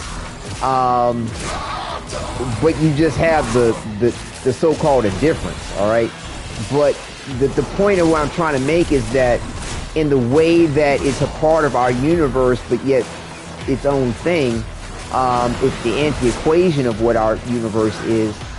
All that is a part of our universe: emotion, love, all of consciousness. You know, there's consciousness throughout the universe, depending on how you want to look at it. You know, how could you really say that a planet is not conscious in the way that of itself? The sun, and the way that it moves. It's just an aspect of your interpretation of these things. If you Nevertheless, breathe, it's because I let you. That could have coalesced in a way within the void to manifest what we know is this thing called the indifference. And you know, and I mean, I think these more likely to go there with that concept in some way, shape, or form. You know, making it their own the way they have. But yeah, that's like I said. I mean, when DE brought out 1999, and it was like, this is the beginning of a new era. I was like, oh shit, they gonna go there. They gonna take it there. They gonna take it there. Ain't nothing stopping them. They like, you gonna do it to it. So yeah, you know, don't worry about the destination. Because it might not be for another 10, 15, 20 years. I don't. Like I said, Quentin, get on the point of get on that point, bro, of submitting them ideas, bro. You keep talking about it. You know what I'm saying? Keep talking about it. Talk is cheap. Talk is cheap. You know what I'm saying? You need to do something about it, Chief. You know, like I said, even if it's just an introduction to your idea. 3 paragraphs, a synopsis of your shit, and be like, more to come. But I want you to know, make it happen. And that way, when you bring it up, we can give you mad props for following through and not just talking shit about what you want to do, but haven't done anything to make you do for it. You know what I'm saying? Because that's what it's about. That's where that's when you gain confidence, in my opinion, true confidence. That's when you gain true purpose, conviction, you know, those types of shit. It's in your doing. What do you do about it to have it come to be? It's not going to manifest itself. You know, you have to manifest it. You know, that's where these notions of manifest destiny and all kinds of other crap happen, you know, come into play. But it's all about you and the power of yourself, the power to do, to make that difference. That's what's up. So get on it, Quentin. Like I said, even if it's one pager, I gave you, the links are always there in my videos. So, yo, get on it. Get on it. You know, have your folks or whoever proofread it. Make sure everything's, you know, grammatically correct, and you know, sentence structure's all there, well and good. Did you say Rose left? Are you coming back, Rose, or did we lose you by accident? You know, I don't mind looking at, you know, your material, helping you out. I think I just need help with the writing and grammar. Hey, what's up, Self Sheldon? We just doing Duviri. You know, the Operation A-Claw, trying to make sure we help add to the progress of this event. Keeps dropping me after Duviri. You looking for another invite there, Rose? But yeah, Seth, that's what's up. Just getting these Dominus auras to turn in and max out, you know, whatever you can get out of the inventory, because that's what's up. That's the only way we're gonna get the gold for these Cygnus. You know, it's kind of interesting how slow going it is, but I think it's because people don't realize you got to turn in. I can just hop back into the party. Okay, good. I believe that they're just not really realizing that they need to turn in these Dominus auras to really make it happen for the community. On this next one, pick Excal again and I'll be Stalker raised fist. Yeah, that's what's up, Nestor. Yeah, let's do it. Let's do it to it. That's what's up. I'm telling you, the Stalker, he gotta be related to Nyx and Excal. He gotta be related to Arthur, Nightingale, and Eleanor Nightingale. It's like pressure creates diamonds. Like I said, DE solidified what was up, in my opinion. Way back in the day, I was like, yo, Nyx. Watching the movie now, I'll be back. Do it to it, Quentin. Right, Soren. Like, but the thing is like, I think he's related to him in some kind of way. Maybe he's an ancestor of theirs. Either that or he's the evil triplet. Right. And but the thing is that based on the storyline, okay, and the other Warframes, we can all have proto-frames of them, in my opinion. Nevertheless, though, I think certain Warframes were seeded in the future. Not all of them were seeded in the past. A good percentage of them may have been. But I think that there were certain ones seeded in the future, especially the Primes. The Primes were seeded in the future because of the way the Orakin changed up the formula a little bit to have them look like Primes and to be attuned to like the shit in the ball shit that's ball shit. Those big ass balls in the void and the Orakin shits that give you the Prime Warframe's power. You go past them and they give you power. I forget what they call it. Anyway, so there were Warframes seeded in the future that were derived. The were the original versions of the frames when they were Dax warriors. Nah. They may have used Dax warriors, yeah, but Excalibur Prime's too close to looking like Excalibur.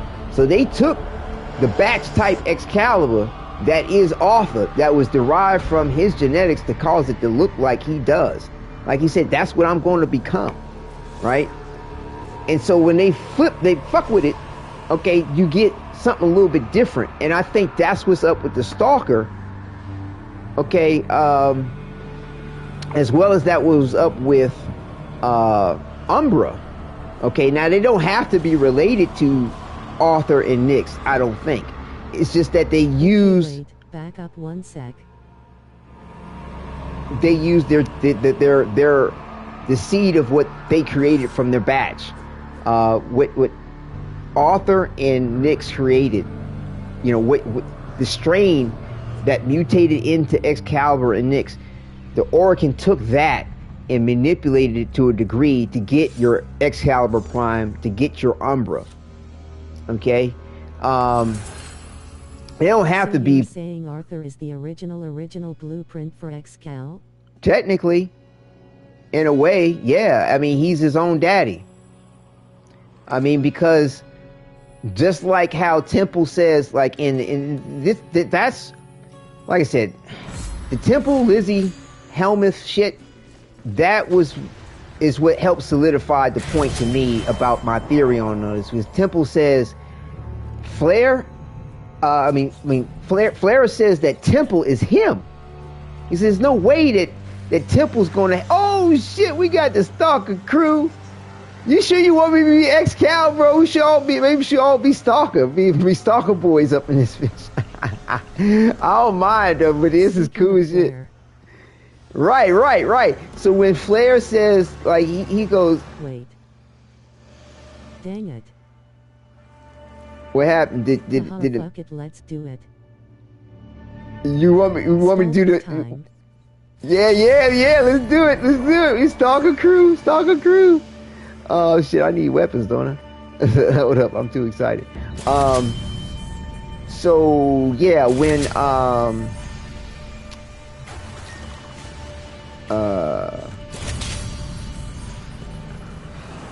Entrati basically takes the infestation, which to me I think it's an element of some living entity derived from the void. You know, some stuff of the void that is able to coalesce in our reality, and it gives life. It takes shape and has life. That's the infestation. Okay, Entrati took that shit. Okay, fucked with it in the future. Say there's some original timeline of things, some original inception to all this. You know, he figured out the shit about the infestation, but he takes it back in the past. Okay, and seeds it in the past for the future. It like I said, it's awkward. It's and I believe DE got this idea from a sci-fi western where a guy goes back in time and he winds up sleeping with one of his relatives, his ancestors. I mean, ancestors, and becomes his own great-great-grandfather. Okay, so it's a paradox that gets created that can't really be described as something came before the other thing. It's very much like the concept of... Okay, but the Drifter says in the Kim chats that Entrati brought the blueprints of the Warframes already made and brought them to 1999 to Mac. Yeah, that's what I mean. He seeded in the past, just like... Ultimate is the same animation and idea as Nick's absorbability. Yes, it is. That's the big... So yeah, I mean, they may have taken Excalibur and Nyx to create the Stalker, or it may be just of Nyx.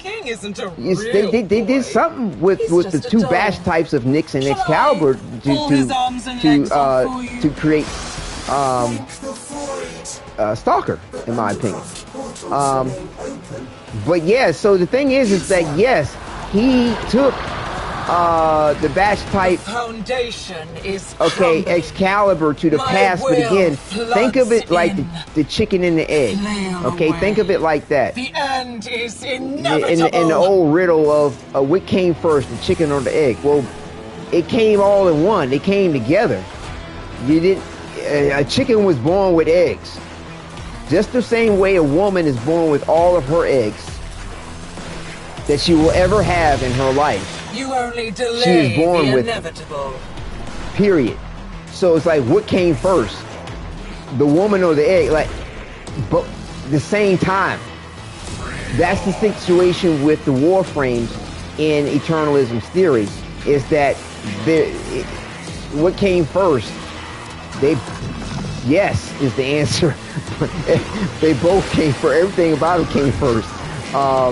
There's no original inception per se, because they were the egg and that which came from the egg had to happen together.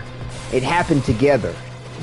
That's the way you want to look at it, and that's what Entrati did when he made the paradox of taking the strain back in time, seeding it in. Stalker is the twins' dad, cause he's made up of both. I don't think so. I mean, that they could go there with that, but I don't think so, because you have to take in consideration the story of the Stalker and Jade, okay, and their story of when they became Warframes. That happened in the future, but so. Though I might like for Stalker to be related to Eleanor and Arthur, my thing is like, after talking it out with everybody here, I just think that it's an element of the Orakin fucking with the strains of Excalibur and Nyx, just like they did with the Prime, just like they did with Umbra, yada yada yada, and a few other Warframes that were created in the future, like Varuna, for example. She was a Warframe that was created in the future. She wasn't a Warframe that was seeded in the past, right? Zaku, that's another one, just because of the way that it was created. Certain Warframes were, right, certain Warframes were seeded in the future, true, but the stuff of what they were or where it came from was seeded in the past. And all the Orokin did was just mutate some shit. They may have derived a different version of things. Like Varuna seems to be fairly unique, but you never know. They may come out with another Warframe which gives you the understanding that, oh no, it was that Warframe that Varuna was mutated from to be the Warframe that it was.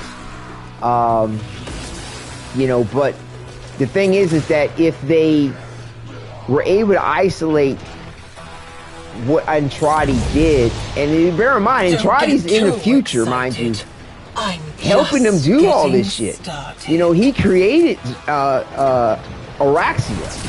I don't think Oraxia has another version of her in the past. And so Andrade already knew what was up and could be like, oh, okay, well, I'll give you an original strain for a Warframe, and what's going to happen is it's going to combine with the individual to produce what's unique about it.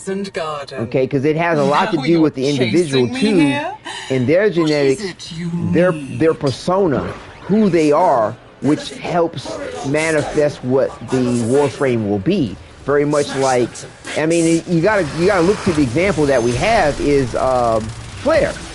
He's like, how is it that I created a guitar like this? How is it that I'm like this, you know, in the Warframe that I am? And then I become this thing called Temple. That's my stage name. That's my persona from stage. Like, that's me. Right? And, you know, everybody questioning themselves as proto-frames, talking about, like, what am I going to become? Am I going to become something other than myself? And it's like, the thing is that the telltale to that is the fact that the stances that we have, right? The stances that we have for all the Warframes are their personalities. The personalities of the original humans that became the Warframes. Okay? So, like, when you look at Excalibur and you see the stance for Excalibur, the agile and the noble stance, that's Arthur. That's Arthur. Okay, when you look at Umbra, okay, Umbra has his own stance because that is a different individual.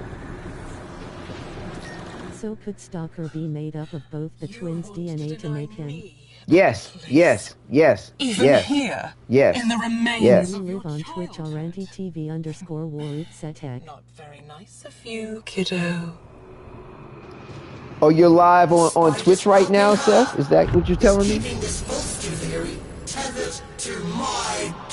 Or are you broadcasting my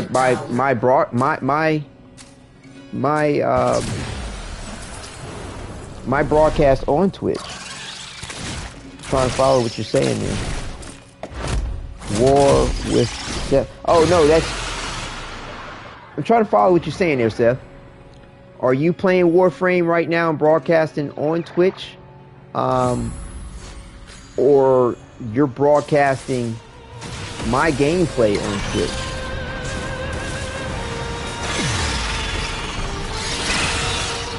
I mean, it's all good either way. Just trying to follow exactly what you're saying. So yeah, so that's what's up in my opinion on, you know, Andrade, and the Warframes and seeding them in the past, what they really are, who they really are, what's in store for us as time goes on, and what we'll see uncovered. It's hard for me to understand it any other way. And, you know, I'm not breeding no controversy or hype one way or the other. I'm just pointing out what's really, what DE has been showing us all along. What they've been showing us all along, and it's just connecting the dots. That's it. That's it. You know, no hype, no controversy, no, you know, none of that. I just say that, you know, there's some broadcasters out there that do that kind of stuff, and they good at it. And but yeah, you know, sometimes they be taking folks down some interesting rabbit holes. What's up, Omar? Good to see you in chat, Chief. Oh man. So yeah, it's wild business as to what we may get to see. And leaves the door open for everything. Not very nice, that you might possibly want. And like I said, I just hope DE doesn't skip on the moneymaker and give everybody a little something to give everybody opportunity to have making a new quest. Be power fantasy equally with having a proto frame and letting these proto frames have autonomy. When is they making a new quest? Not sure. I'm sure sometime soon.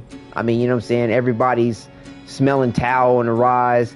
On the last dev short, Steve and Rebecca was saying that what's coming up next ain't nobody guessed yet. You know what I'm saying? We're gonna see what's happening when TennoCon comes about. They're gonna let us know, but they're like, nobody knows. Nobody has guessed correctly as to what's actually about to pop. So, and it's not to say that everything that everybody's been guessing isn't going to happen. They but normally announce things during TennoCon. Right. Yeah, that's what they're going to do.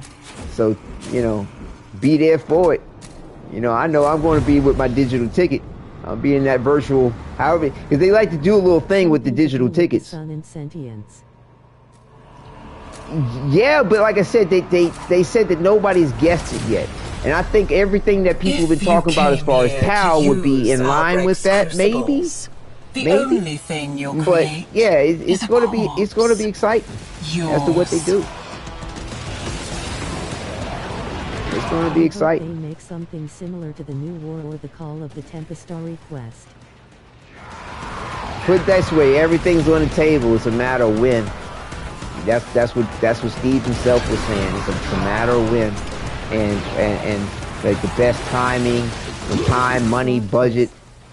Valis comes back. Well, you know, Ball Ass is probably going to come back in one way or another. He's so integral to the history of the Warframes and Lotus and what have you. And the way he done hung on through shit, Ball Ass will come back. He'll come back. He'll be back. It's like Scarface, the movie, and the way he was Al Pacino was talking about Michelle Pfeiffer, his wife. And she was like, I'm leaving you, Tony. He was like, that okay. She'll be back. Another Quaalude, another Lude. She'll be back. But yeah, that's Ball Ass. He'll be back. Don't worry.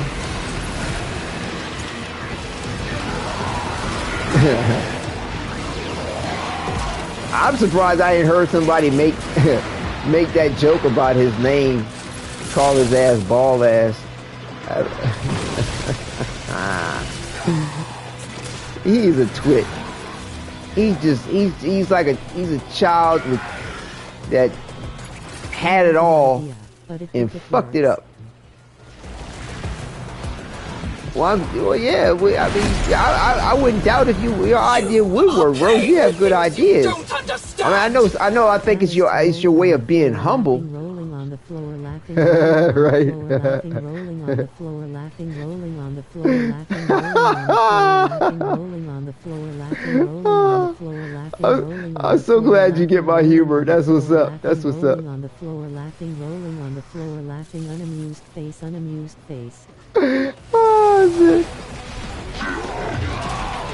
shit. So you laughing so hard you're unamused. That last part confused me.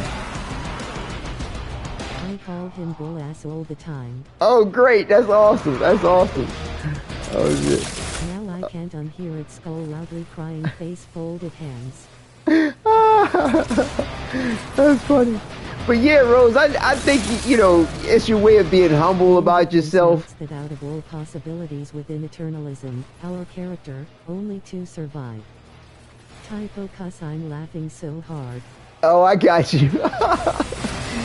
Yeah, we'll see. What you say, Rose? So, the indifference notes that out of all possibilities within eternalism, our character only to survive. Yeah, so and that means, all other realities, Valis successfully makes it to Ta. There you go.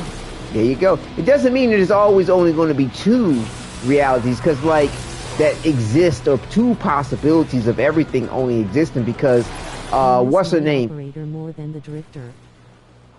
Oh, I feel you. No, I was happy to get the drifter, because like I'm an adult, so you know what I'm saying.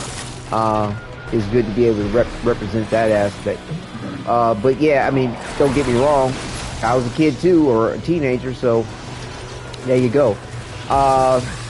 But yeah, it doesn't mean that only two possibilities exist for everything. It's just that only two possibilities came to full realization with the drifter. Because what's her name over on the Zariman, who you turn in... Stop Narmer due to what happened on the Zariman. Without that, then who knows what happened. This playtime. Get Right, but like I said, going back to the Zariman, what's her name that... Yanta? I think that's her name? The one that you turn your standing into? She talks about several different versions of herself within Warframe's eternalism that exist. One of them being the one that she said one died or something like that. Then there was another one who didn't even get on the Zariman. Okay, didn't even get on the Zariman, and had a family and grandkids and all kinds of other shit. So it just depends on what Dee decides to want to pursue. But the thing is that the Stalker crew, Stalker boys, what's up? We gotta do a little pose before we leave. It just depends on what Dee decides to pursue. But I think what Dee did was just kept it simple and wrote. Sentient aliens. No. That's just the beauty too. That what Dee does. It's like it's all about humanity at the moment. It's all about the myriad ways that we can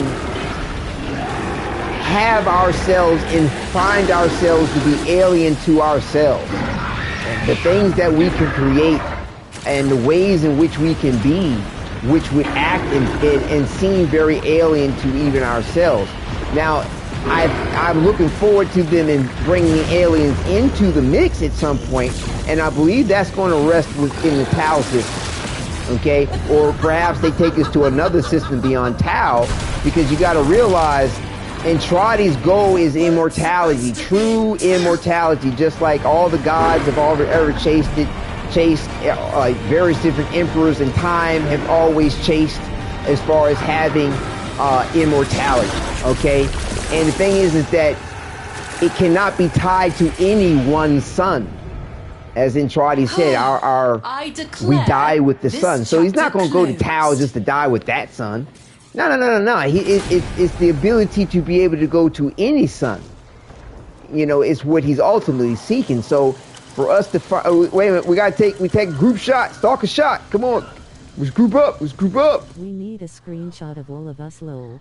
Stalker pose. Let's do it. Stalker boys, Stalker boys and girls.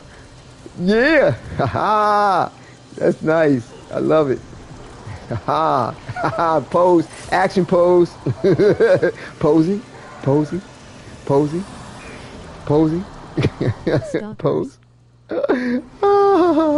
That's awesome. All right, let's do it to it. All right, let's head on out. Yeah, that's nice. I took a screenshot. Gotta do a little clip on that. Put out a little short. But yeah, that's nice. So yeah, that's what's up. So it's immortality, true immortality in the way that they're sick as hell. Yeah, it was. Finding true immortality in the way that share that lol. Yes, please do. Please do. Yeah, like I said, I'm gonna do that. What's up, Love Machine? There he is.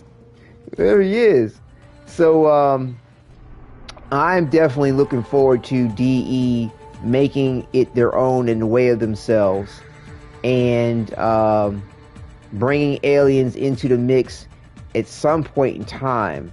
I don't think they're going to go overboard with it, but can you imagine what they're going to decide, what they could possibly create? I mean, because look how expansive and just the way they've synthesized ideas in the way that they have already. That's why I'm saying, Quentin, if you still, I think Quentin's watching Crawl right now in a movie, but that's why I be trying to tell Quentin, like, yo, put your ideas in on it, bro. Like, because he's had these really phenomenal ideas based on Warframe's concepts of... Wait, aren't the Orokin aliens? No, Omar, no. They're humans. They're humans. That have tinkered with their own DNA. So the sentients are just humans who transferred their consciousness into other bodies, correct? No, the sentients are to delete the existing soul to Ta. Gimmo, welcome. Good to see you in chat. No. The sentients are blue. The sentients. The only true alien is the indifference. Right. Well, far as we know, they altered their form. Right. As far as we know, like I said, we don't know the truth about the indifference. Of course. Oh, thank you for seeing me. Thank you for tuning in. Are you kidding me? No. It's what we know so far about the indifference. We can say that it's alien. What we know so far. Okay. But we do know it exists outside time. It didn't have any thought or concept of anybody else until it saw Entradi in the way that he did. It did. Nevertheless, though, the sentients are an AI that the Orokin created that gained their own sentience and rebelled against their creators. Classic old tale, right? That's right. That's why they kind of banned AI in the way that they did, and they started taking human beings' consciousness and uploading it, right? And creating living computers in the way of itself, and of course, fucked with the mentality, fucked with the programming of the human consciousness that became the Cephalons. We nerding out right now on some good stuff. That's what's up. Oh yeah, that's what's up. So yeah, no, the Cephalons, Omar, are human beings that have had their consciousness digitized and fucked with and more often than not, it was like a sentence, a prison sentence. Actually. Okay. Go play with another friend. All right, Rose. Well, I'm glad you could join us. Somebody else was talking about wanting to get in with us. Who was that wanted to join with us? That said something earlier. If you're still listening and want to join in on it, let me know. Am I allowed to link my friend's stream? Yeah, please do. Like I said, there's the Discord too. What's up? Yeah, you're a moderator on this. Yeah, link them up. And plus two, put it up in Discord. Okay. But yeah, people bouncing in and out. It's all good. Share the love. And hey, if they cool with it, I might join. Oh, that would be lovely. Please do. If they're cool with it, Rose, link me up on theirs. In the Discord, but yeah. Yeah, I mean, like I said, if they're cool, let's share the love. You know what I'm saying? Reciprocation's a beautiful thing. https://www.youtube.com/live/SIequals sign FHLW900VMRH_LKRO. Ema still join. Oh, Omar wanted yeah, Gemma. I think some frames are ascended from gods, like in Arrows, for instance, and Revenant. Gemma, I have to apologize. Omar did say he wanted to jump in earlier, and he's looking to jump in, I think. So if you don't mind putting on hold, and I don't even see you Take care, everyone. Logged in. Yay, Rose, like I said, if they're willing to reciprocate, link me up in theirs too, please. All right, thank you, Gemma. Thank you for understanding. And Omar. Later, Rose. Like I said, hopping on. Oh, okay, you haven't logged in on it. Like I said, I hope Rose looking out for me too. Like I said, I like to represent and network and share and everything, but it's like, you know what I'm saying? I like the favor to return too. You know what I'm saying? Like I said, I like to give, but I like to receive just as well as I give, if it's possible. Oh my goodness, that's what makes it a wonderful thing in and out of the bedroom. But Gemma, yeah, wanna take my spot after the next round. Okay. Use the bathroom. Right on. Yeah, you got a moment now too. We'll hit the latrine there while Omar's logging in. Oraxia's good, Omar. You always ask, is this good and that good? Joe, I keep telling you the answer is yes. It's all about how you decide to trick it out for yourself, how you decide to enjoy it. Yes, she's great. She's good. Okay, I'll only take like 5 minutes. Okay, well, dude, don't rush it. You know what I'm saying? Some things don't need to be rushed. And going to the bathroom is one of life's greatest pleasures, I'll be honest with you, as long as everything's moving well. Because, yeah, when you relieve yourself, it's just like, thank you. But yeah, no, like I said, there's no aliens in this. That was one of the other things people were talking about. The last thing somebody was asking about are the gods. Well, Nestor, like I said, no, not gods. It's just that DE, like I said, they draw from myth, lore, legend, fable, religion, history, all of it. Okay, and that's just DE. Then what are the aliens? Paying homage to those aspects. Elgiac, right, Omar? There are no aliens yet, Omar. The only, or rather, the only alien that we can speculate on is the indifference. That's the only thing that we understand to be potentially alien. I say potentially. We don't know real truth. Is probably just some random Egyptian. Lol. No, Ernaris isn't. I don't know. It may be DE's realm of Egypt, because DE has a parallel for everything. They even got because they mentioned in the Kim chat, they got a parallel for Canada. They got a parallel for Europe. They got a parallel for all of it.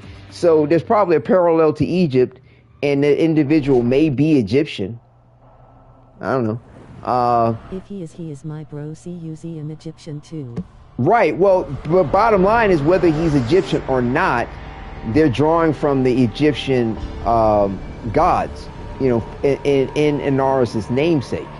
So that's not a coincidence. That's not a mistake. That's something that you can definitely gravitate to. But heck, I believe Amir may be Middle Eastern in some way, shape, or form as well, or Persian or something like that. But yeah, so like I said, DE doesn't skip a beat. They all on it. They ain't leaving nothing, no stone unturned or nothing left out the kitty to say we can take from that and make it our own.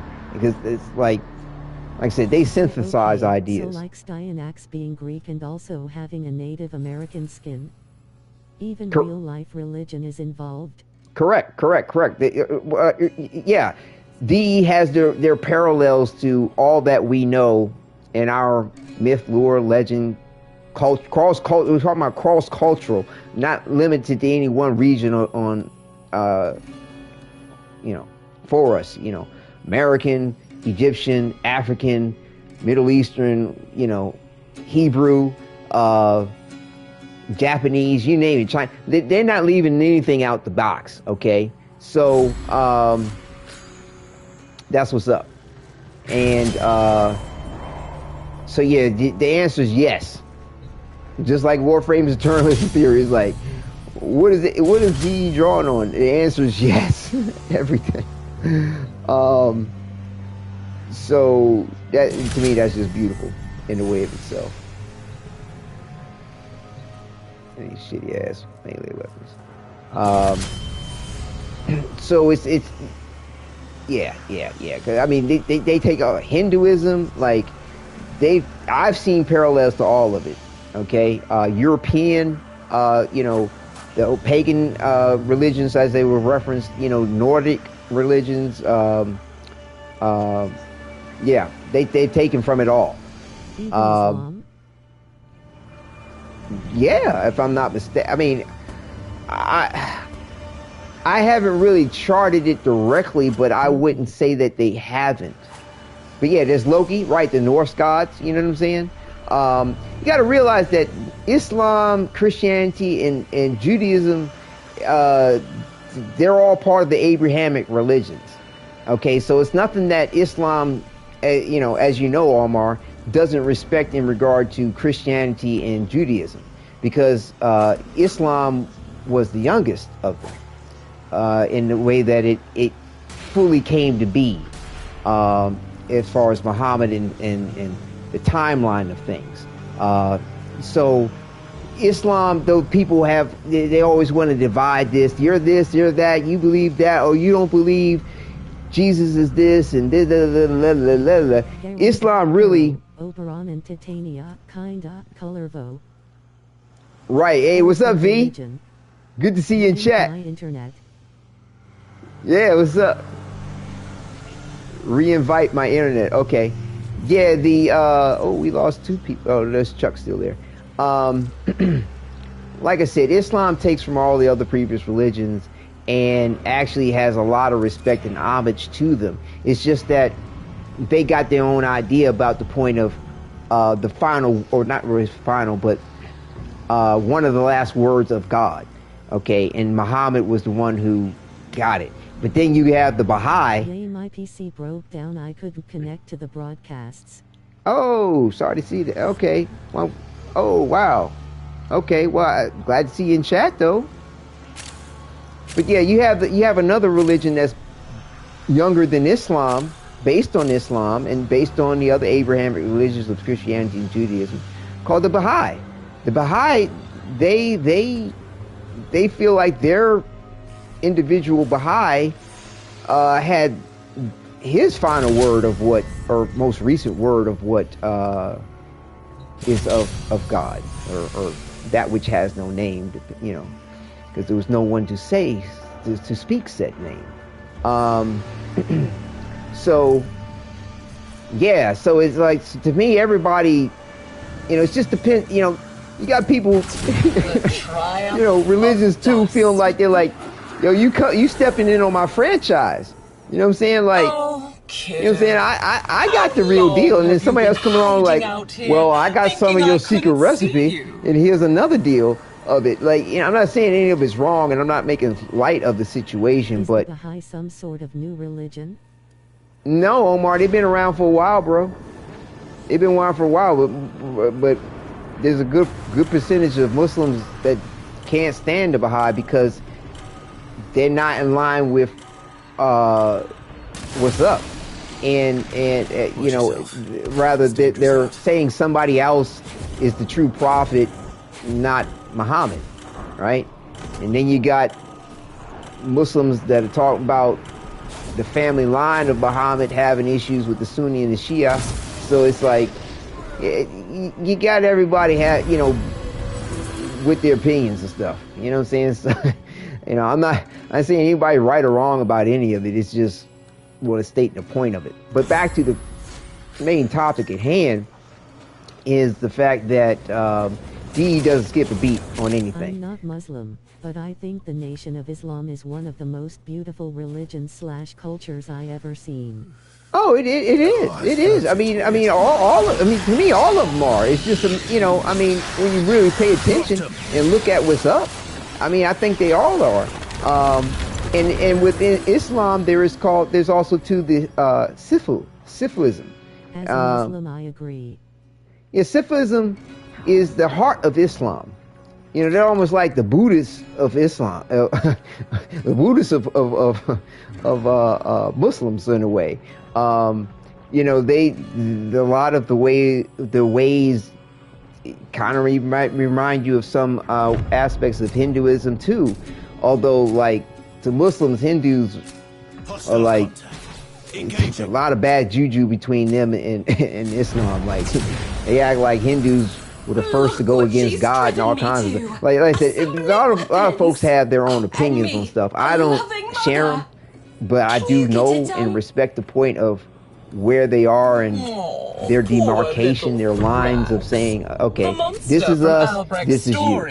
This is them, this is us. One of the 5%ers. Knowledge right. Itself.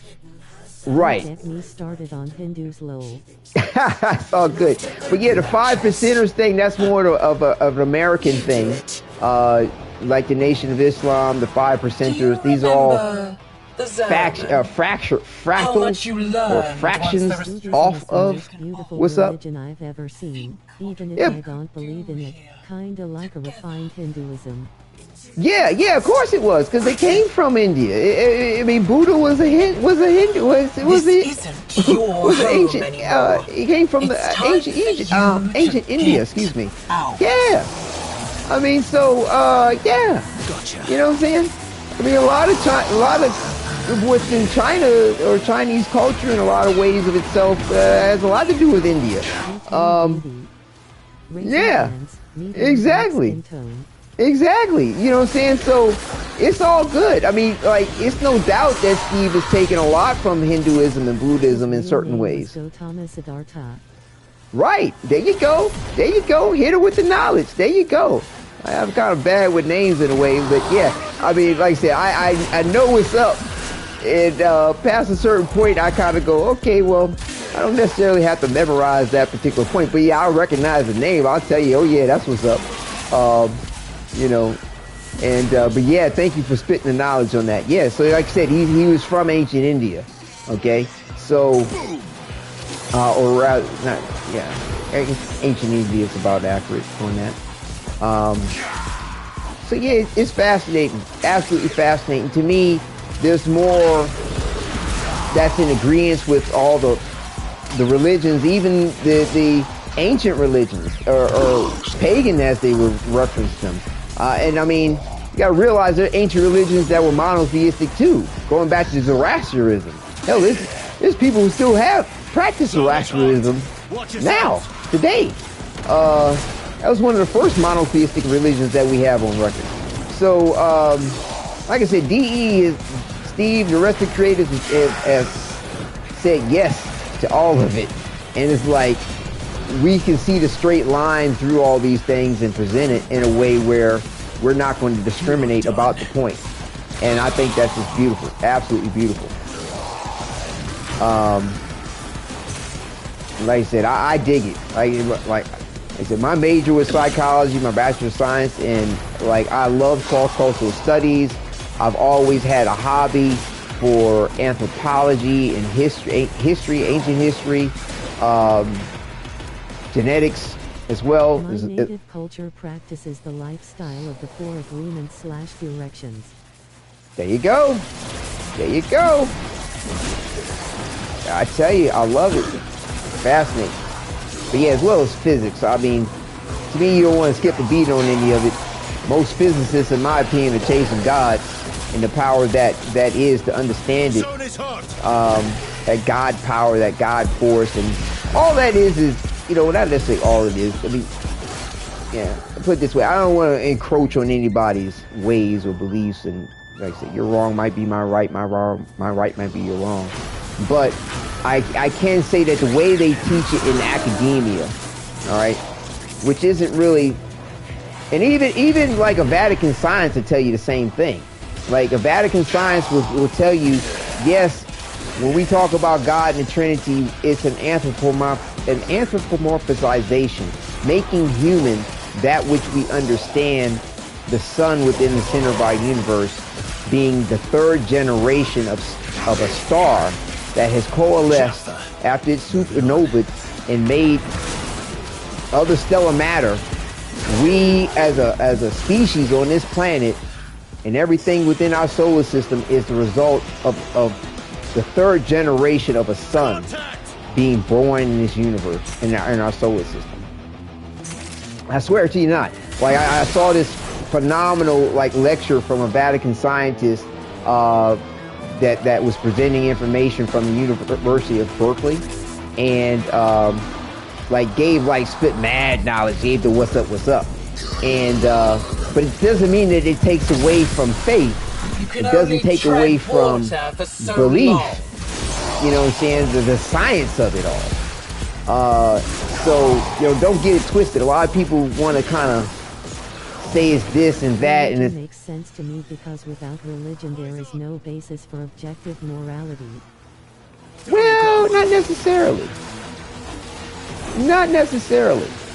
I mean, not necessarily. If you now grant you the way we understand morality, you may be correct, because it's within our concepts and our ideas that formulate any notion of what we even call morality, right? But if you look at nature in and of itself, and like a lot of our laws and our ways and customs, everything we know as a species is derived from nature. There's no new ideas, and as human beings, we're born as a blank slate so that we can adapt to our environment and master it as best we can. I like the Jedi religion. How Yoda describes the Force in Empire. That shit right there makes me cry. Yeah. I mean, like I said, Lucas took from what was up too, and he took heavily from oh my goodness, what's his name? I'm hurting myself because I'm not remembering it. It's a philosopher and scholar.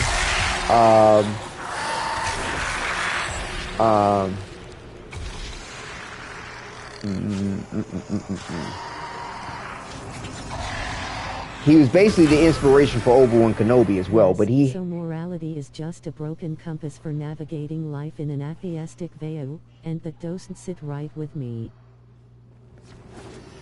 Well, it depends on how you want to look at it. It doesn't have to be devoid of religion or atheistic. And a lot of times the point of atheism gets a little confused with what it may really be. You know, or what a person's actually sort of practicing. A lot of times people call themselves atheists and they're not necessarily being an atheist. But either way, like I said, the laws of nature, there's a what was it? The law of nations was a French document that was drawn up back in the 17th century, and that's essentially what all the nations on the planet, at the most part, subscribe to as far as giving people sovereign rights, and based on their land that they're tied to. If people have a land, they have a nation, and if people have a nation and a land to tie themselves to, they have sovereignty as people. So that law of nations was derived from and principled on the laws of nature. And if you look at the laws of nature, depending on how you feel about it, you could think that it's devoid of morality, but it is not. There's an equivalent exchange that more often than not is struck.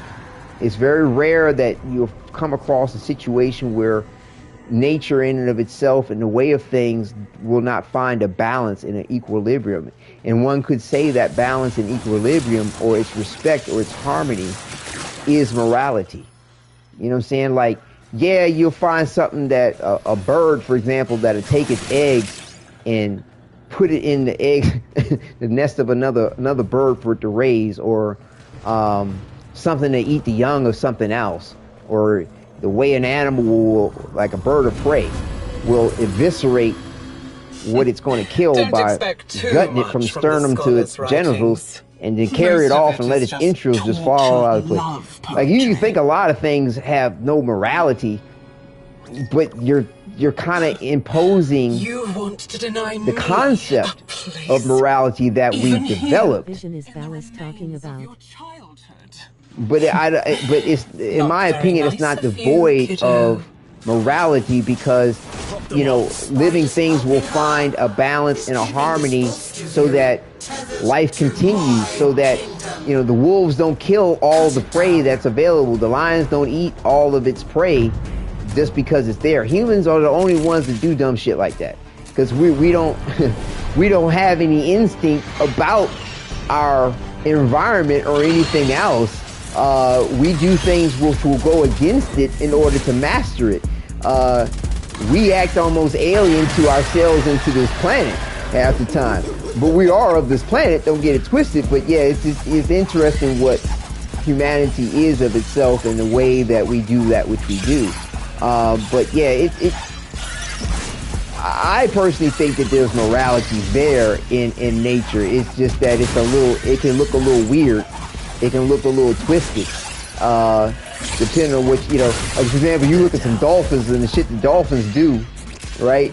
People are like, oh, dolphins are so smart. Oh, they're so lovely. It's like, you know, they rape motherfuckers each other. Like, the shit they do, like they'll torture a seal for fun. They'll use their sonar to like locate its organs and go, okay, well, we hit it there, it's gonna kill it. Let's not kill it yet. Let's have some fun with it. Let's kick it around like it's a soccer ball before we kill. Yo, there's some stuff that go down in nature to be having you like twisted up. Like, for real? Yeah, for real. They do some weird shit, but there's still morality in it all. It's just that you don't want to subscribe your version of it to it. But because we can see that nature will find a balance within itself to preserve life. Though a red-tailed hawk will come down and stab you with its talons and then fly you to its coop and feed you to its baby. Nature is savage. Yeah, Nestor. There's some wild shit to be going down, bro. So it's like, like I said, I just don't, take it there with the whole right and wrong and the this, and I don't have absolutes in the way of certain things. I think the problem is that we are never right. If we go 1,000 years into the future, we will be looked at as barbaric animals, so moral. Yeah, of course. See, that's the reason why within history they always say judge a culture based on its culture within its period in time. You can't subject what we understand about anything on that culture that you're studying. And you got, but the thing is that you gotta, I think they take it a little too far, because we're still human. And if whatever is looking at us in the future is human in the slightest way, in the most infinitesimal way, no matter how small the degree, if they're still human, in my opinion. But are pimps who have multiple wives. Right. You can't, like I said, can't judge it by our standard of morality. But the thing is that what I'm getting is that there's still, for humanity and how we view. Right, of course. You look at the bonobo chimpanzee; they're the closest to us as far as a primate is concerned. Their whole society is based on sexual exchange. But yeah, as long as there's some fragment of humanity, as long as we can look back in time and study some aspect of what was humanity, and it's human, don't matter if it's a cousin, it's still human. Neanderthal, Cro-Magnon, don't matter. They're still cousin. They're still human, in my opinion. And the point is that, like, the grain of salt that they just take out that can be had when looking at various different cultures or ancient religions or just ancient peoples and their societies is that they're human, and that the way of ourselves and the way that we think and can think, the way that we can feel and do which is most human, okay, was still the case. That's the reason why they had to change their viewpoint of what Neanderthals were doing and the way that they had culture. Morality like language. If we refer to cat as a cat in the English language, it'd be right. But if, say, in Arabic, it's yeah.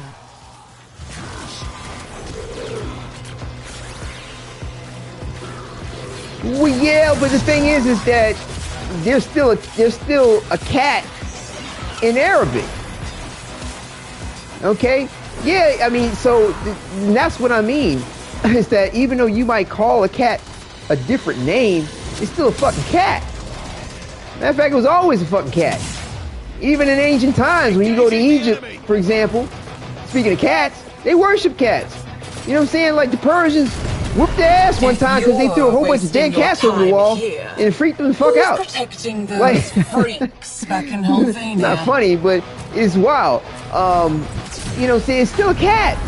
And so, like, similar with humanity, right, right. They, you know, depending on how you look at cats, yeah, they can be. So yeah, the thing is that, and I was cat lover, bro. Like, I used to have 20 cats. Murder might be okay, and in other cultures, murder might be condemned. We can't actually criticize the first culture on any. Right, as well as like there's cultures still today that like to eat people.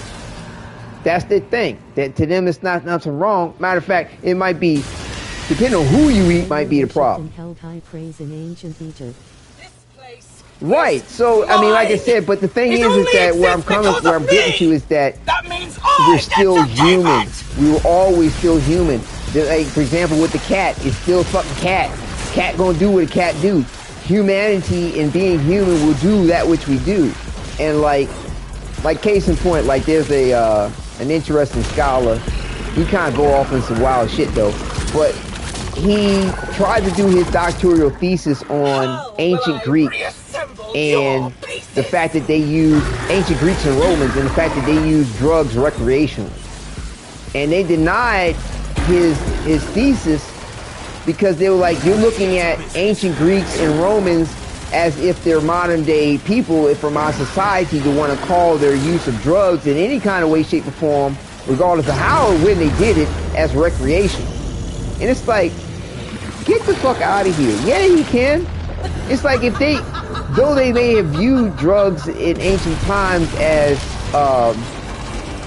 medicinal medicine, right?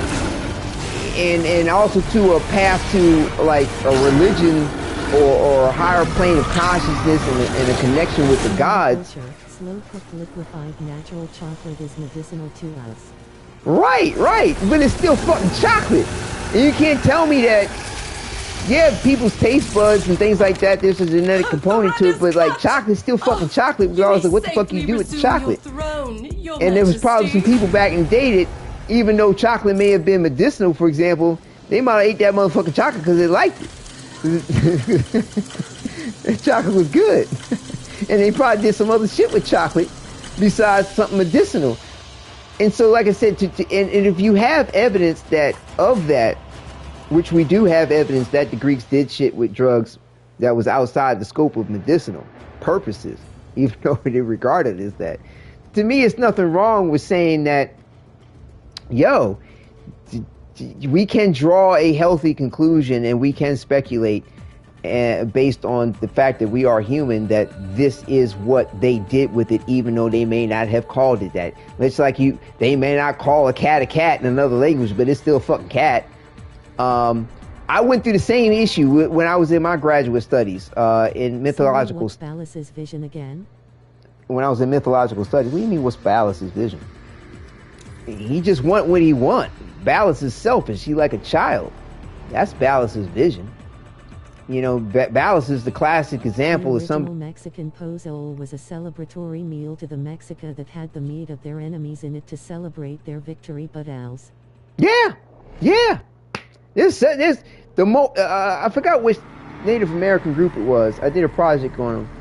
They eat a piece of their captive. Like, if he was brave, he survived their torture, because they torture him, give him a break, dress his wounds. If he survived and did well as a brave Indian warrior, and they get to a certain point of the torture sessions, they be like, look here, we done captured your people, but your wife, your kids, they gonna be looked after, bro, because you the man, you the shit, right? You survived our torture sessions, you held up, and you know what? We're gonna eat a piece of your heart too, to gain your strength and to take on that which you are and revere you. But we still won't kill you. Like, this has been some wild shit to go down throughout the centuries, but rolling on the floor laughing, that's exactly it was some real shit. And but yeah, like when I was in my mythological studies and I was going to do it, and it was, oh my gosh, it was ancient Greek it was my course was over in mythological studies, or my graduate studies. I was going to do a report on the Odyssey, Odysseus, and the Odyssey, Homer's the Iliad and the Odyssey. And what I wanted to do was explain how when I was reading the Iliad Odyssey, I realized that, in my opinion,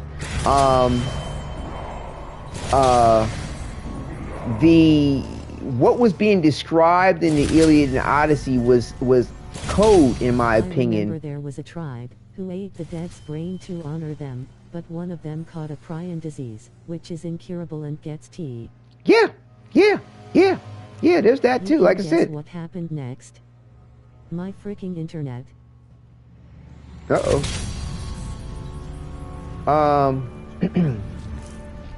But the thing is that, like I said, that when I was reading the Iliad and Odyssey, I realized when they would talk about like this light that they could shine on ships, they could take the sunlight and mirror it on ships and burn them instantly.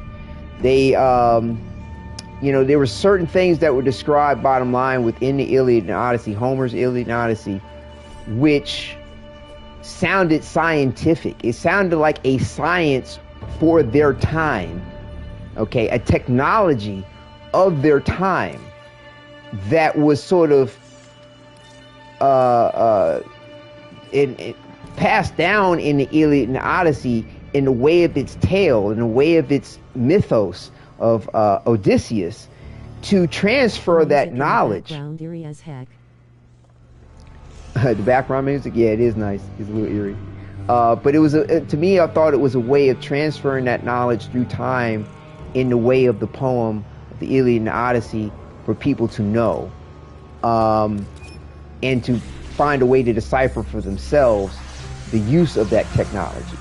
And my professor was like, no, I can't do my paper, my final paper on that. And he was like, because you're looking at what's being said through our lens of what science is. And I'm like,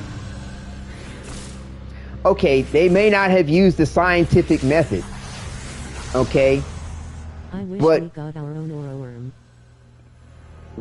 Right, I get you, V. But what they're talking about is a science for their people, for that time and what is being described. I said I can use a different word if you want, but they're speaking of a technology. And he was like, nah, can't do it. I was pissed. I was just like, yo, that's some limited-minded shit right there. Like, you gotta be fucking kidding me. Like, we're going to look at ourselves, right? To me, it's a reverse grandiose notion to look at ourselves in such a way to think that we're so divorced of what once was or what used to be, to say that, oh, the rights to it is so exclusive to us because of the way we do it. Like, no. Like, I can look back in time, and if somebody's having sex, I can be like, you know what, they was fucking.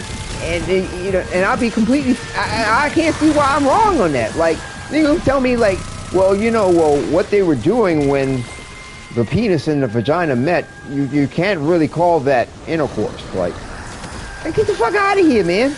Like, this is what I'm saying. It's like, if you can make the understanding that what is most human about us is fairly constant, though the concept of it may change to a degree. Oh yeah, one of the this is hilarious without context. Yeah, we rolled. What did you think? What did you do? What did you enjoy? That's what's up. Like I said, it's just a shame the way sometimes academia tries to make itself an exclusive bag. Yeah, I see one of the denizens of Duviri laid out. The way they make it an exclusive bag, like, it's only right because we say that it's right in this particular way. Wait, and if it's said and done some other way, then it can't be what it is. And it's like, if I say something is of a science, the word science in the way of itself came before the scientific method. Okay, so like I said, it's just an interesting way of exclusivity and rights to the franchise that a lot of things have in the world. Religion, academia, business, okay? Secret recipe, you know what I'm saying? What's that secret recipe on KFC? I love that shit from Honey, I Married an Axe Murderer, where Michael Myers was playing his father. He was like, KFC have their secret recipe. They've got an addictive chemical that makes you crazy nightly. That shit was funny as shit. But yeah, it's you know, like I said, I ain't hating on nothing. It's just I'm just recognizing. And I'm not saying that things should have a demarcation that keeps you sane about what you're talking about. You know, a line of distinction to understand this versus that, right? But the void longs for yo, a piece of shit's still a piece of shit. I don't give a fuck what time or era you come from in existence or in history. And if somebody want to tell me I can't say that a culture recognize shit as shit because, well, I need to view it from their cultural lens, and well, the shit may have been, you know, the Christ of something. They may have originally revered it. Like, get the fuck out of here. Like, no. Like, yeah, that's the reason why the term asshole is so poignant. Because everything, just about everything that ever was, had an asshole. All right, Omar. You take care, man. Glad to have had you in the chat and in the mission. I know you're having some internet issues. I hope it works out for you. You know that better than anyone. All the best. Don't you kid me. But yeah, it's like, to me, it's just certain things, certain stuff is a trip. Yeah, it's definitely you too, Omar. And you know, sometimes folks be taking shit too far. And in certain aspects of expletives or profanity, as people want to call it. I didn't know shit was shit. Thank you. I now know the truth. You know what I'm saying? I love how you get my sense of humor, bro. That's what's up. Oh my goodness. Yes. You know what I'm saying? That's why certain things is just poignant and like sometimes the reason, like when people were like, oh, you use the cuss word and you don't have the intelligence to say something better than that. It's like, no, I have the intelligence to recognize and the fact that an asshole is a very poignant thing to call you because you're shitting all over a motherfucker, and everything damn near on the planet has an asshole in its own way and takes a shit. Even a motherfucking tree. You know what I'm saying? The leaves that fall from a tree during fall, that's a tree taking a shit. Face blue smiling. Face blue smiling. That's Mother Nature taking the shit all over everything.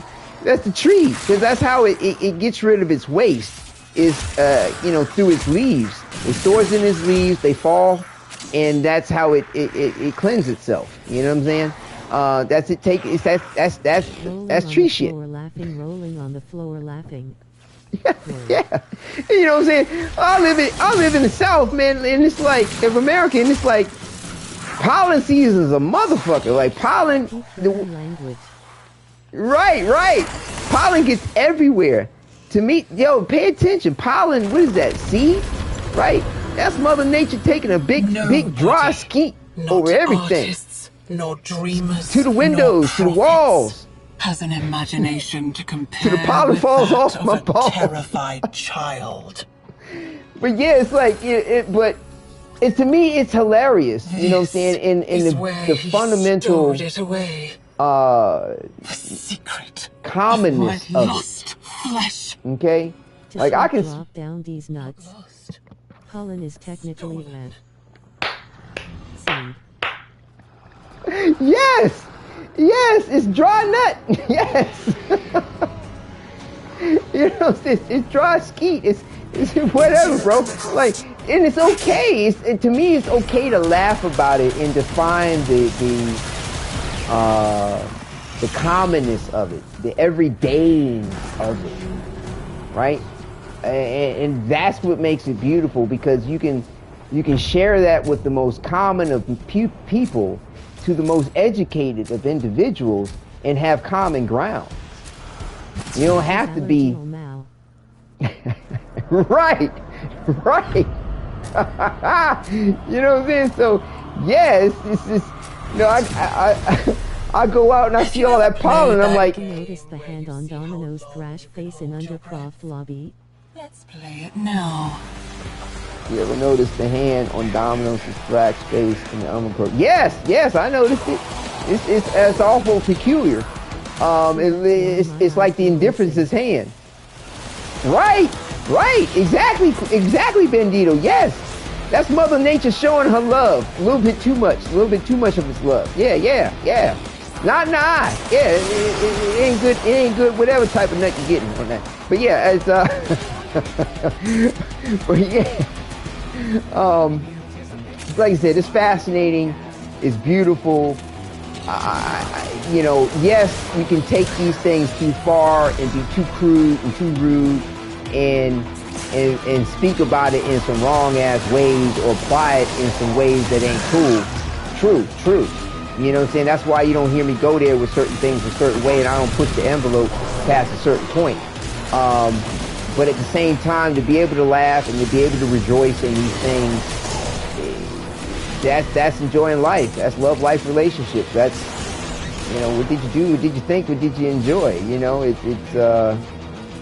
but yeah, sometimes it could be a bit much for folks, and I apologize if it is, but because I'm not trying to offend. That's the only reason why I would say I will apologize. I'm not sorry for what I said.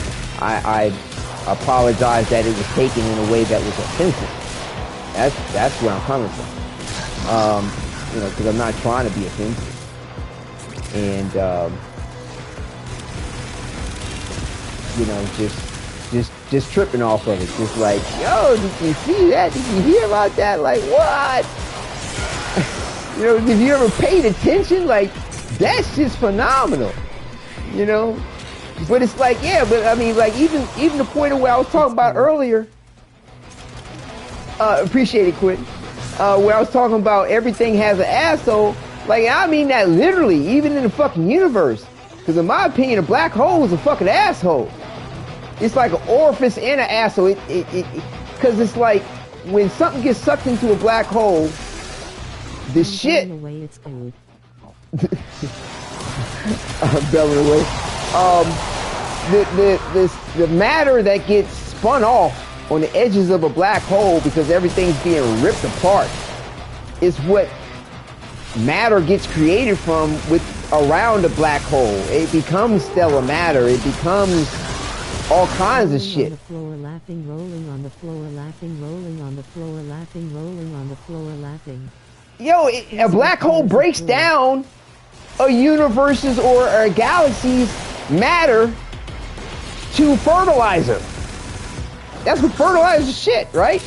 But shit that you use is productive shit. You know what I'm saying? It's shit. Raised eyebrow face with tears of joy rolling on the floor laughing. I have a massive one. Right. A black hole is me when I eat Taco Bell after a night of drinking. Yeah, bro.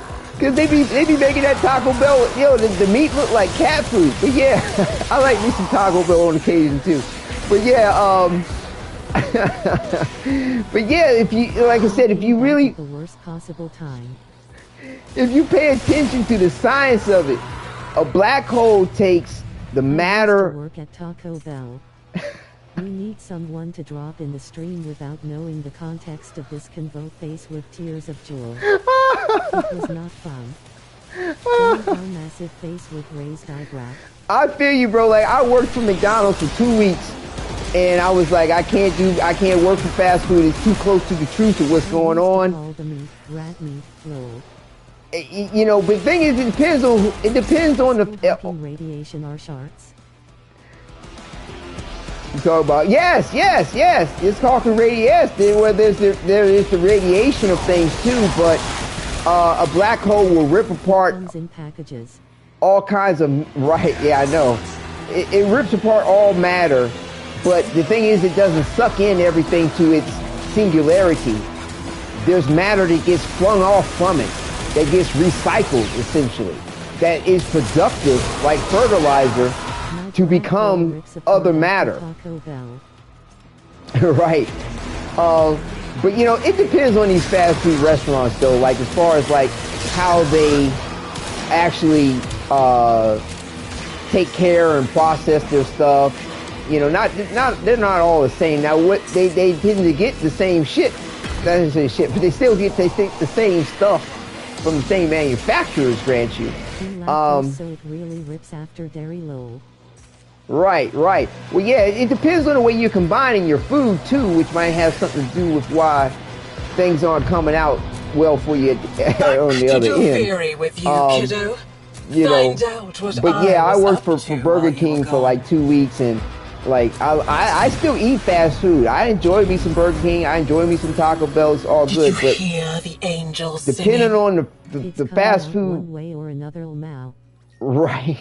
Join the squad, John. Depending on the fast food place, will depend on how well they maintain their circumstance and how well they're clean with everything. How, you know, the care they take in the process of the food. I hate Mickey's. I only like a 40-ounce of Mickey's. Hey, to each their own. I don't discriminate on the fast food places. I enjoy them all, to be honest with you. But the thing is in limited doses. You know what I'm saying? You gotta respect that law of equivalent exchange, right? You gotta respect your body and the way it's going to handle what's being put into it. And everybody's metabolism is a little different. Some people can handle a little bit more fast food than others. And you gotta realize, like, you gotta respect the game, right? You gotta respect the fact that they're making food for a particular purpose, and there's not too many ways they can make that food in that way cost effective and make it fast food in the size of its franchise the way it is, without doing some of the things that's done to it. But we are, as human beings, are all consumers. We can eat just about anything. But the thing is, you got to respect the limitations of it and realize, like, okay, well, you don't want to necessarily eat too much of that too frequently or in large quantities, right? Because, I mean, just about anything that we can eat can be poisonous to us, regardless of what it is, even if it's fast food. You know what I'm saying? You know, so, like I said, I'm not hating on any of it. It's just, like I said, I'm just saying respect what's up. And it tends to go fairly well for you. You get to enjoy all kinds of stuff in life. Versus saying that it's all taboo, or you can only do this or that. And I mean, I respect people too on the whole level of, okay, I don't eat meat, I'm a vegan, or I'm a vegetarian. They're two different things. A vegan and a vegetarian are different. A vegan isn't going to drink anything, consume anything that's derived from an animal, including meat, milk and cheese. But either way, you know, I get down with it. You know, fasting, you know what I'm saying? Like, all of it has wealth and purpose. And as human beings, to incorporate and to embrace these things, I think is a beautiful thing. And including honey asterisk. Right, and honey, yeah. Good for you. Too much of it, no. I mean, that's what they found out about the Egyptians. They were like, how are they getting American products like tobacco, honey? Oh, they must have had some ships. They must have had some people that went to the Americas, or what was known as the Americas. But yeah, this Egyptian was I think Tutankhamun. Overhated. Was you know, they realized that, yeah, they were getting fat off of honey. Too. Right. Like I said, it's just fascinating when people get over the exclusivity and the franchise of shit, even when it comes to history and people and ideas. Like, when they get over it, what we find out to be the case is a beautiful wealth of information and happiness. You know what I'm saying? when we got past the point of, oh, well, these people just shat up out the ground all on their own. Is mine. They developed all this shit all on their own. When we got past that, we started to realize the true face of Eve, right? We started to realize that we're all related and cousins in one sense or another, that knowledge was transferred and derived, and that, you know, humanity in and of itself is no way, because we're born as a blank slate, that information and knowledge came out of nowhere, from nothing, and that it sprang up completely completely independently in the way of itself. Wait, are you playing bass? Yeah, because it's faster. The black man is the original man. The black man is the original man. That's funny. Which you might want to call a black man, maybe, but what we understand to be the black man, yeah, it's a whole nother bag, bro. We talking about 600,000 years. We're talking about a long time away from what it was. But yes, one could say the true face of Eve and the true face of Adam was a black man, or what is understood to be a black man. True. But, you know, nevertheless, though, I declare all other this peoples chapter came closed. from that. You know, it's like the colors as well. It's like all colors combined are black. All colors can be derived from black. As far as you know, so it's interesting how there's a straight universal common ancestor is the original man. The Fuka? I'm not familiar with Black that is valid for. that word, Fuka. I'm not familiar. Fuka.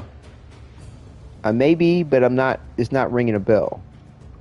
But yeah, it's amazing how there's a straight line to The Fuka? everything. Rolling on the floor laughing, rolling on the floor laughing. Is it a play on words there? Abbreviation. I got you. I think it's a play on words. If it is, I think I got the joke. But yeah, I mean, like I said, in this conversation alone, we've crossed the multiple fields of education, academia, and knowledge. Universal common ancestor. Okay. Okay. The Fuka. Oh, okay. That's funny. That's funny, but not funny. But it's funny, but not funny. But probably true. Because, like, you go back far enough, something was probably fucking his mother. You know, because there wasn't anything else to breed with. And there was degrees of incest to produce the next generation. Especially in what they call epochs, where you have a bottleneck of species where there's not too much of anything to breed with. It wasn't just the royals, okay, that was doing the ancestral jigaboo. There's been things that done that throughout time out of necessity. Thus the term motherfucker. Yeah, thus the term motherfucker. That's a literal. I mean, like, it's unfortunate in a way that it became popularized in cinema, you know, and you can't really blame my man for popularizing it, Samuel L. Jackson. I mean, because somebody else wrote the line for him, right? Yeah, he had a great delivery of it, but the word itself, motherfucker, is a rather harsh word. It's a horrible word. You know, if you look back in history as to where it came from. Cell from where all organisms derived, except non-cellular life, but that's not really life. Depends on how you want to define life. How exclusive do you want to be about defining life? How discriminatory do you want to be defining life? Is a bad mother. Right. You know, so yeah, it depends on your demarcations of it. You know, your lines where you say this is life and that's not. I believe there are degrees of life, as well as, so what we talked about earlier about love. You can have different aspects or apertures of love and apertures of life, but it's still life, and love is still love. To some more Warframe lore talk. That's what we're doing. That's what I just did. I just steered it right back to Warframe. So yeah, I mean, like I said, it's just what we're talking about as far as that. Periods are things that only come alive when inside an actual live thing, no different than a machine. But that's based on your concepts of what a machine is associated with what life is. You know, like I said, yeah, in principle, some of these things you're saying are true, but in principle, they may have a fallacy to be like, well, not necessarily. Wait a minute. I want this, actually. But yeah, just like Warframe and DE, like the way they take the straight line to myth, lore, and legend, and science, cinema, same thing I was doing with the conversation. And that, where's my primary? Oh, is this thing? Or this? You know, where I was going with the conversation. Can we consider Warframes alive? Like not the actual Warframes, the ones we build in our foundry. Yes! Out here, Yes! thinking I couldn't see you. Yes! She has Yeah, no yeah, yeah, right yeah, yeah. to my people's goods. They're alive. They're alive in the way of themselves, sure. Without a So doubt. survivors can benefit. You pranis. Without a doubt. I mean, it's just a different aperture of life. A different kind of way of being alive. You know, but yeah, they I mean, if it bleeds, right?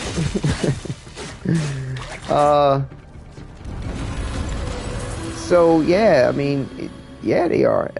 But you got to realize too, with the Warframes, you gotta don't forget about the singularity and the multiplicity that's happening in Warframe. Don't tell me you're siding with because there's the only brat. technically It's one about drifter, time one to one grow operator. up, don't you think? Okay. Now There during were the people quest, here. She unmade them. what is it? You have to find what The they War left. Within, or no? Or is it War Within or Second Dream quest, where the pod comes up out the water. You see 6 other pods around it. All right. Doesn't mean there's any Tenno in it. I don't think, you know, but the thing is that theoretically there are other Tenno because there were other children. They have some sort of autonomy, but are just constructs of sand. Was the Harrow quest the first introduction to the indifference? Haven't you figured it out yet? You Uh, are fascinating. I think maybe you're right about that. Not sure. I think you may be right about that. Use one. Think not. I can, yeah, that's why I'm kind of like hesitant about it, because I feel like the indifference was mentioned before that in some way, shape, or form. Well, yeah, the Harrow quest came after. Have you ever played that game where you see how long you can hold your After, breath? Let's play it now. I forgot what quest it is that dealt with the indifference. Zone is hot. Shit. Watch yourselves. But yeah, I mean, nevertheless, you don't want to forget about the singularity and the multiplicity that's going on simultaneously in Warframe, because, yes, technically there are. But was indirectly mentioned in the War Within. Right, there we go. Thank you. Though there are other children of the Zariman that survived and became Tenno, you know, raised, you know, guided by Margulis, all that good stuff. Within our gameplay of things, as a player of Warframe, we all come in as a singular drifter, or, you know, singular operator. There is really only one operator drifter experiencing the quest, the main storyline, side quest of Warframe, technically. But there is a multiplicity within the singularity that exists as the multiplayer game and in the community people creating different Warframe, the same Warframe from their foundry, but customizing it different, having their own role play of it. There's a multiplicity in it. But like when you create a Warframe from your foundry, it's embracing that singularity and multiplicity as well, because you're taking the pieces of that Warframe, that one Warframe, and reassembling it, recombining it, remaking it. So yeah, it's alive in the way of itself. It has what bit of consciousness or sentience there to be had that was originally there, because we get the stances that come with it. Now we have the option as players to role play it however we want, which is great. That's why Warframe's a role playing game as well. So we can go, oh, they have no memory of their past self. Okay, well then put on no stance. Oh, well, I want them to have this personality. Okay, we'll go buy another stance from a different Warframe and put it on it. Like I put Nidus' stance on my other potential author, right? / Umbra Excalibur. So you can role play it a whole lot of different ways, however you might want, about how alive or how sentient or how much of a personality they have from their humanity that which once existed, or how much of them is the original Warframe or a clone of it because they built it in a foundry. Like I said, D has to me there's a lot of unwritten things or unspoken elements within Warframe which contribute to the wealth of roleplay you can have, or I think it's Bandito commented the way your head can go with the concepts and what's available to you in the game. And then on top of that, you got Warframe's eternalism theory kicking in to really kind of make it all right, and for you to almost sell it to yourself or to other people as if it makes sense if you just apply a little bit of what's going on with Warframe's eternalism theory. The answer is yes to whatever you want, pretty much, within your role play. So yeah, to me it's really, really, really cool. Really cool. But yeah, don't worry, like I was wrapping it back around to Warframe. Trust it. I mean, like I said, it depends on how you want to look at what I was talking about too. Like, don't limit it to just what I was talking about, because actually what I was talking about was bringing a straight line, that line of best fit to everything, including the game, to all aspects of knowledge. It's there to be had.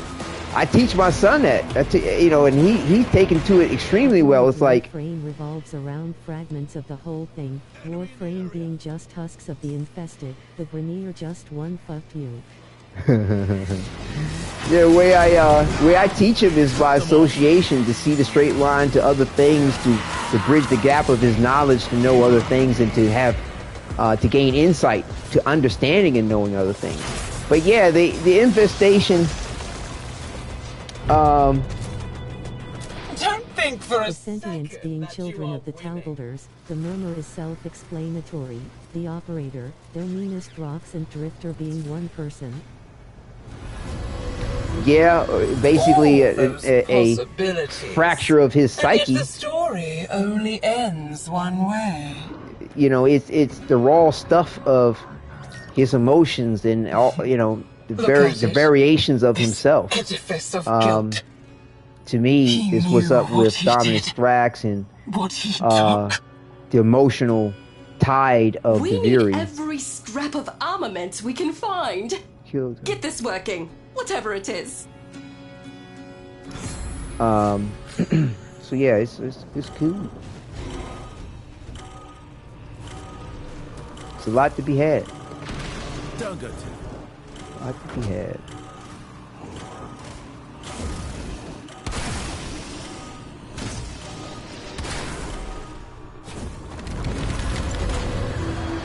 That's right. Mathila. Carve that grin. I'm glad we could into laugh your and trip on it face. all. I will try to make this one my last one because I'm past time really I for was me to dying all along. get myself together Did you for know tomorrow. Dying from the poison. But I mean, the sucked conversation down has to been kill great. the I thoroughly Tekrot in my enjoyed it. lungs. Until it I really appreciate held that, out my you know, own you all were severed hand to me cool with and offered me my life. jibber jabber, and you know, realize like even though it may have seemed off topic, perhaps don't limit yourself. Meanest rocks is the drifter's subconscious view of the operator. I'm not sure exactly how to really label what Dominus Thrax is, what, you know, his persona is exactly. I just know that it's of the drifter and that it stems from his emotional tide of things. It's a I think it's an element of his development that got stuck a little bit, you know, in the way of itself. And while the drifter decided to evolve or develop past that emotional standpoint and become the drifter that he is, in my opinion, that element of his persona stayed the way it was and manifested itself as Dominus Thrax. I mean, they talk about that sort of thing all the time in psychology and the way of people's personalities and personality disorders, where, you know, an individual can become stuck in a phase of their development emotionally, and that shit can last the rest of their life. You know, and so I think it's Warframe's way of bringing that into conceptualization, you know, of making it tangible in the game, recognizing the elements of the psyche and the human psyche and the personality, the personas, which can come about throughout a person's life as they live, grow, develop, sometimes get stuck in certain phases for various different reasons. Sometimes survival, sometimes preference, sometimes, you know, not knowing any better, not having a better example to grow past certain ways. But yeah, it's like I said, DE don't skip a beat when it comes to bringing it to you. The one that got away, which the drifter thought got the better hand, which manifested as an all-powerful antagonistic Kai. You can see it that way. I have no problem with that. I can dig it. Like I said, I haven't really scripted the point one way or the other yet, because the tale is still being developed, the journey is still being had, so I'm enjoying it the way it is. But I'm pretty firm that Dominus Thrax, Duviri, the wave itself, when it the moods of its change, they all derive from the drifter. Forces will sort it out. It is of him. Like, Samaris is such a free PMF. Yeah, of course Savaris is a freak. Hell, Tino, I see you share a similar passion. He's a freak. He's definitely a freak. Why are you fighting, kiddo? This place was your prison. We can dismantle its pieces together. We go. It became his prison because he started rejecting it. That's the only reason why it could be looked at as his prison. What if Clem is the man in the wall in disguise? Ha ha ha ha! That would be funny. Clem. Where am I going? Off the edge, that's where I'm going. Yeah, that would be funny. He was hiding out the whole time.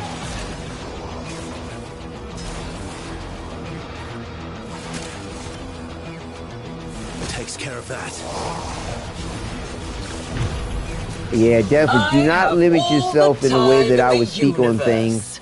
Just because it might seem off topic, believe it or not, I bet you there's something in Warframe that applies to it. Because, I mean, like I said, they don't skip a beat. They do not skip a beat. And I'm not saying that, now don't get me wrong, when I kind of hype up D, Steve Sinclair, what have you, the whole crew, the creatives there within, like, they're not infallible. Yeah, they make mistakes. You know, it's just a matter of, like, well, do they grow from the mistakes? And they seem to like to grow from the mistakes. This place is you know, mine. Hey.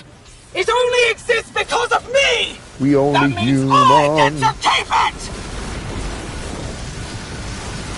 Renee, I was just a child. Anyway, I don't want to sing too much of that shit. Copyright strike my ass. Demonetized. You saying too many fucking lyrics to that song. This is your future. I wish we got a Hunhal NPC interaction like we got orders for Jade and the Red Veil Woman for ribbons.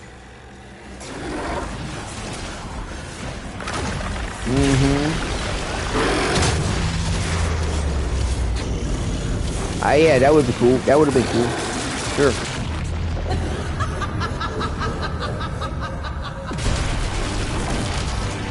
I can sing.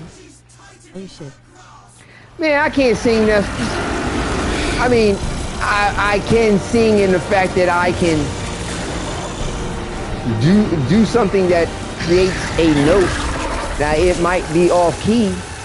Yes, yes, I get you in the classic sense of, oh, they can sing. In other words, you can sing well, you can hold a note, and this, that, and the other. Like, I don't think I sing well. I try. I give it effort. I give it effort. Like when I sing the song with me and my son, I'm like, it's Dave and Daddy, Daddy and Dave, Dave and Daddy, Daddy and Dave. So yeah, I like you hit a D'Angelo note, bro. Well, I mean, like Prince, for example, he sang off key. My man from Queen, what's his name? I forgot the lead singer from Queen. He sang off key. There've been a lot of singers throughout music history that sang off key. Prince is the man. Right. I mean, he would actually tune their instruments. I forgot which one it was, whether it was Prince or was it the guy from Queen. They tuned their instruments off key because they sang off key. But yeah, so singing. His falsetto is the best. Falsetto is pretty cool. It's interesting. But yeah, I give it effort. You know what I'm saying? I give it effort. It's up there with Delphonics. The Delphonics. Yeah, that's funny. But yep, that's gonna wrap it up there, folks. I'm gonna step on over to Dominus Rex, Dominus and Dominus Track, excuse me, and turn in what I got so I can add to the community goal and you know what I'm saying, let everybody know we still pushing for those Invictus Cygnus. Bye. All right, V, you take care now. Definitely. Thanks for stopping through and joining the conversation and chat. It was good to see you. But yeah, it was a good, you had a good time. How Bombastine will envy me for this.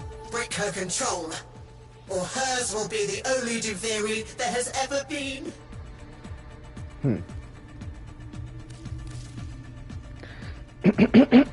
Excuse me. He makes it sound as if it's going to rewrite time in some shape or form.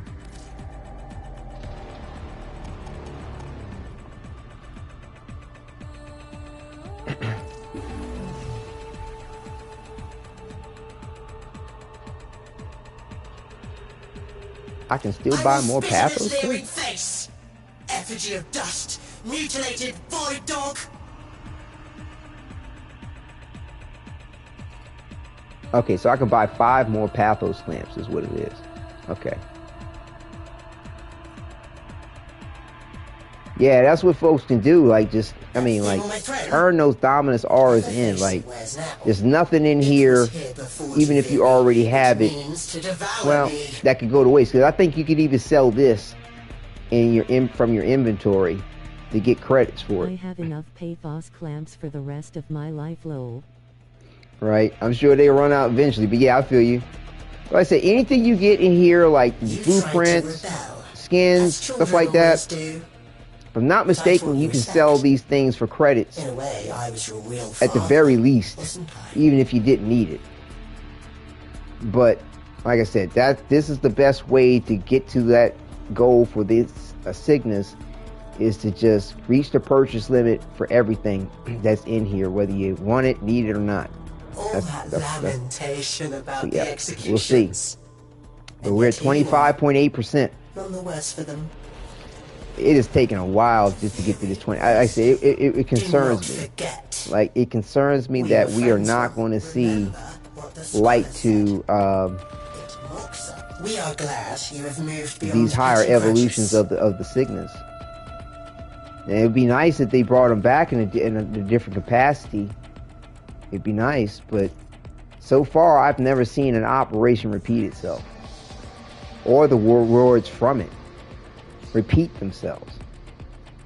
So yeah, it'd be great if the community rallied together to get Dominus these. Aureus is the sacred That'd be symbol of great. my dominion. I need them back. But Last one. yeah, move my camera out the way. Yeah, but yeah, we got 13 days.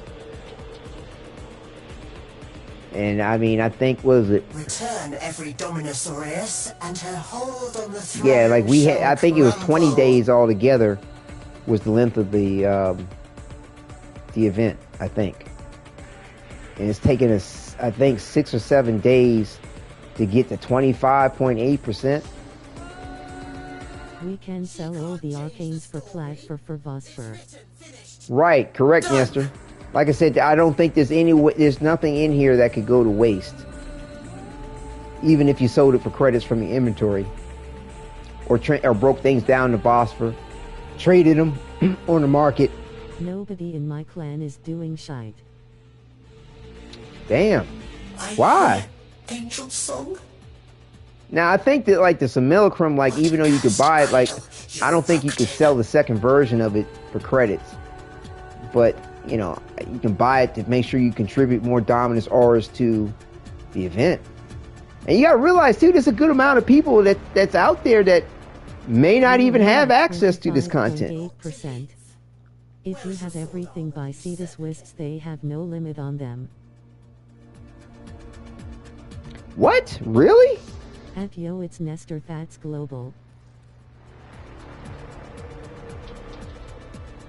There's no limit on the wisps?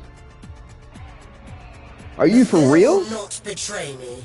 She knows what I do to conspirators. For real, for real? But I'm seeing that there's no limit. What read the wisps for? They're decoration for your orbiter. She weaves the strands of Kra to But you're right. There's no purchase limit. to the truth. There's You no must purchase be limit for that silly shit. Like I taught you. Do right by our kingdom. I think you can sell that too. What?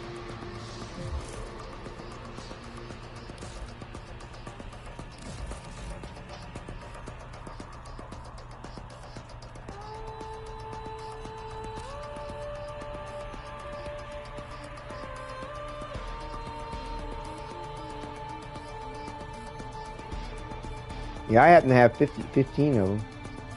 Oh, you can't sell them? That's some bullshit.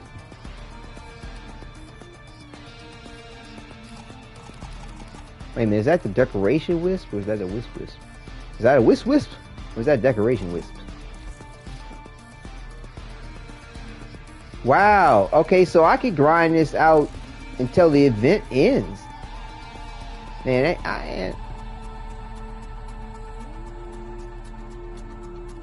yeah, I'm telling you. What? Where's decoration?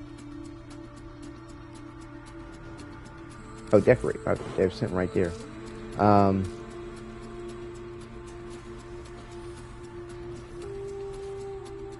Okay, so what I was seeing in that my inventory was not the thing that you decorate with.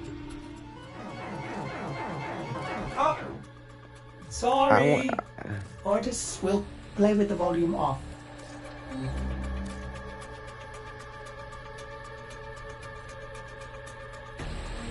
Prominence Wisp Totem. You would think that that would show up if it was available to be sold.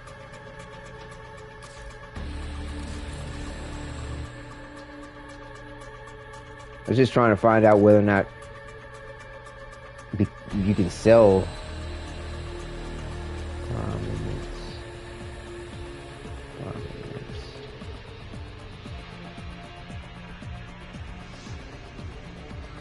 Yeah, once you buy this decoration, you can't sell it.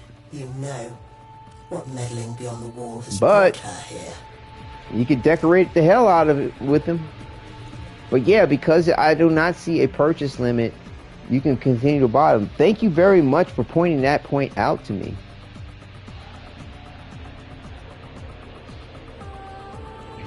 Like I said, the wisp was just a decoration thing. At least this is a decoration. We do have wisps in the game. I think they're used as a resource. You must be bold, like I taught you. So Nestor, why aren't folks doing anything with the event in your clan? But yeah, V, thank you so very much for that tip. Thank you. Thank you for noticing that. I would have liked that. I'm sure eventually would have come across that point. But everything here has a purchase limit. See, one per customer. Not sure. Maybe they don't care. They're all vets. I will spit in its leering face. Yeah, but you think a vet would have a little bit more heart about the point. Void dog. You know, you would think a vet would have more heart about it. Yeah, not everything you can resell in here for credits. Brought everything in this shop. Okay, so that's how you figured it out. Like you reached your purchase limit or everything, and you were like, hold up. I can keep buying wisp. Yeah, but you're right. Looking at everything now, you can see the purchase limits on everything, and the wisp have 0 purchase limit. I know. Maybe there's some folks out there that have the heart to want to try to push for it, and are going to be grinding it. I'm gonna do my part as much as I can. It's just that simple. I'm kind of limited on time, so I can't make a much more of it than what I am doing, which is broadcasting each evening, putting in some time for it. Where is your sword? Yeah, that's what's up. Thank you so much, B, for pointing that out. Like I said, I'm sure I would have figured it out similar to the way you did after I purchased it, and then we're like, hold up, I keep buying these. But yeah, there we go. Time is remember what the scholar told us. But yeah, was that Bandito chilling? Yeah, I love that look. That is really nice. Really good. Really, really nice look to that rhino. I mean, we're only at 26% and we've bought almost everything. How we gonna get to 90%? Well, V, it's based on the community, the global, the community as a whole. So, not everybody's gotten to the content. There may be some people trying to, you know, open up. Operators and drifters look super dope and detailed. Mine hella bland lol. I don't know about that, Nestor. Not necessarily.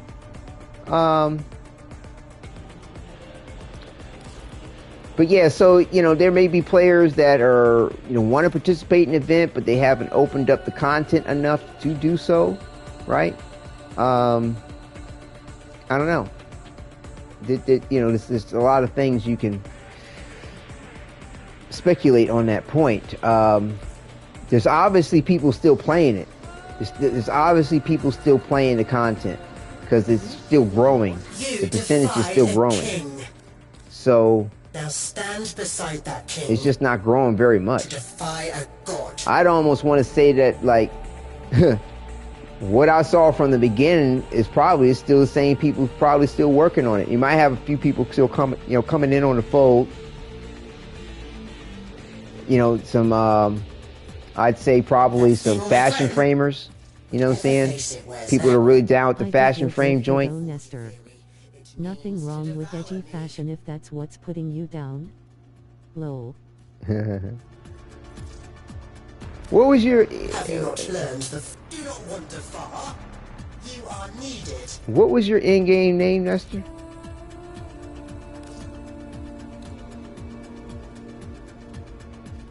Chuck, right? Chuck. Yeah. That's what I thought. Okay. Like I said, I always got to catch up a little bit with myself on everybody's name be changing. There's nothing wrong with your fashion. What are you talking about? If you pay attention to me, you got way more going on than mine. Like I said, I do all black.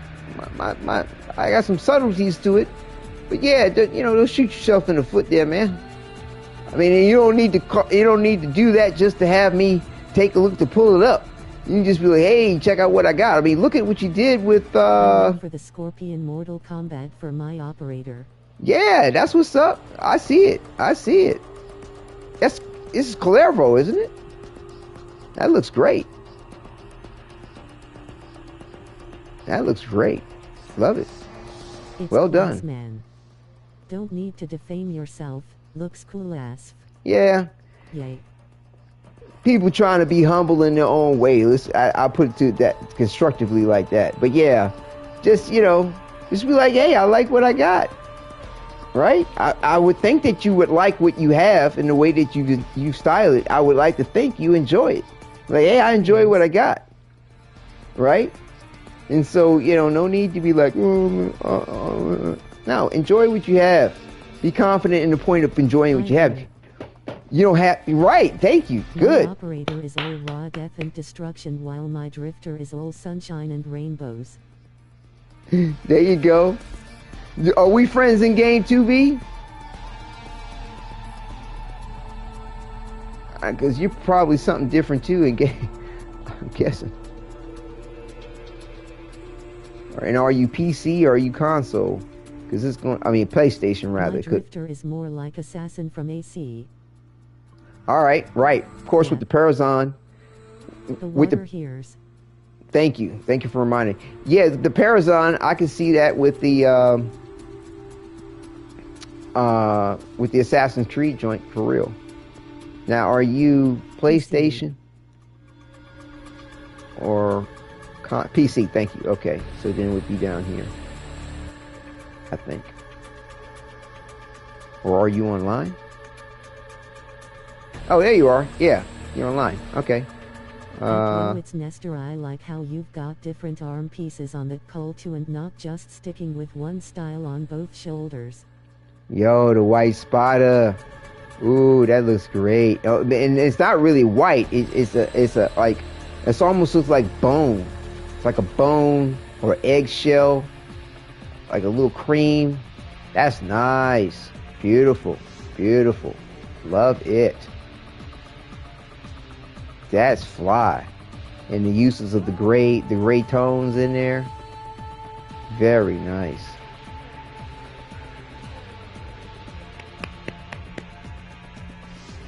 Oh, you went with those shoulders. Oh, that's nice. I like them shoulders. My son be like, I just got her and went with the anti-venom palette. Right, okay, that was your inspiration. Beautiful. Well done. I dig it a lot. But I like what you did on the styling with the fashion frame there. You just stepped away from the Oraxia armor, which is just fine. No shame in that, because that looks great. FR. I always do that. Nice, nice. Yeah, I like the way whatever palette you use for that gray looks really good. Because that's not, I don't think that's a traditional gray from Smoke. That looks like one of the other colors, probably from a palette that has gray in it. Looks great. And I mean, of course, your operator looks really good too as well. Nice, very well done. You say, I dig the fashion frame for reals. So that's my theory too, is that 9 out of 10, the people behind trying to drive for this Signa are individuals who are fashion framers, you know, collectors. You know, they want to see, they want to have everything in the game, and individuals that'll color picker. Yep, I can smell that in the flavors. Well done. Dex has got some really good colors in it. Matter of fact, Excalibur Umbra, the palette that comes with the standard Excalibur Umbra, like when you first get them and build them, the colors you see there are in that Dex palette.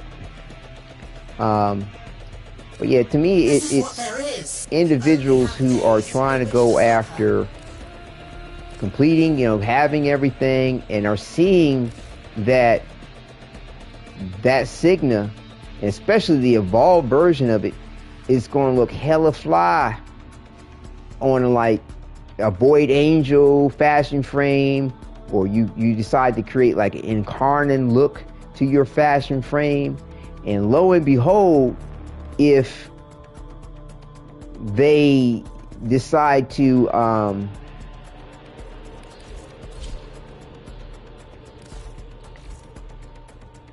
which one is this? Yeah, lo and behold, if they decide to check out my drifter real quick. Oh, here we go. It's this one. All right, Nestor, I will surely do that. Like I said, this is the lighting in here isn't necessarily the best for this particular point, but this is an Excalibur, my other potential author, another potential author rather, who, you know, say I use the Dex color palette, but it's to mimic the colors that are standard on Umbra. You know, that's the deep color there. This is the lighter color there. But you know, as far as the gold, I went to the prime lacquer. This one right here seems to be a dead match for the stock color for Umbra. So that's what's up. And so you're saying, look at your situation nice. again here.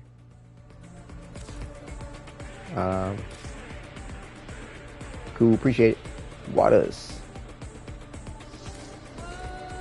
Whoa, that's cool. I didn't know Arthur could use Umbra details.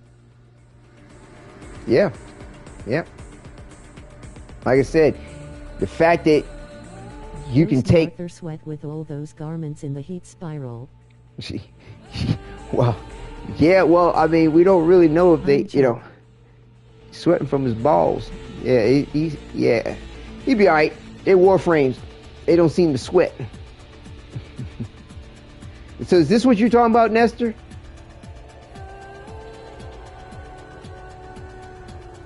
We were just checking you out a second ago. Was it something that you wanted me to see in particular? Chuck. Oh, you're Chuck. My fault. Forgive me. I'm a little tired. +2. You know, y'all be confusing me. I'm 51, man. Y'all be fucking with my head with all these different names. Like, I'm trying to keep up. At least I can remember. Like, I know your name's different in game. Like, you're still young, bro. I appreciate it, man, but let me tell you, even for myself, it would confuse me if I ran around with different names for accounts and shit. Like, I'm glad I keep it simple for myself. Like, so what was it that you wanted me to point out here, Chuck, before I close shop for the evening? It's the last thing. Oh, weird, it's not showing Drifter. Right, it never shows Drifter Force, unfortunately, which sucks. It really does. And to me, it doesn't make sense for it not... You're not an unk yet. DW, you're not an unk yet? It's Nestor, yay, it's Buggy. What you talking about, Willis? It's alright. DW, you're not a... Nestor. What's a DW there, V? And what is... DW equals don't worry. Okay. Were you... Is on Discord, are you the Sevens on Discord too?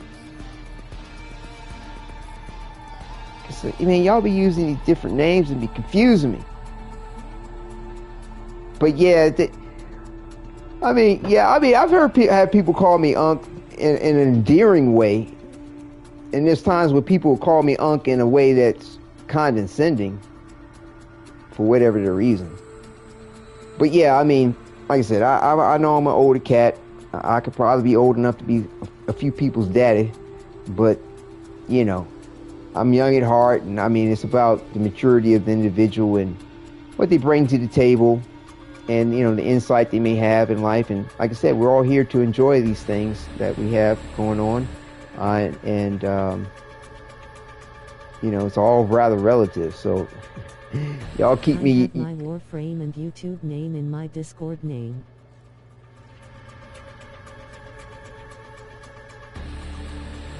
Okay. It's in your Discord name. Okay. In your Discord.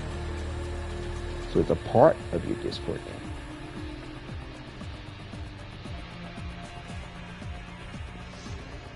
Why is it not showing?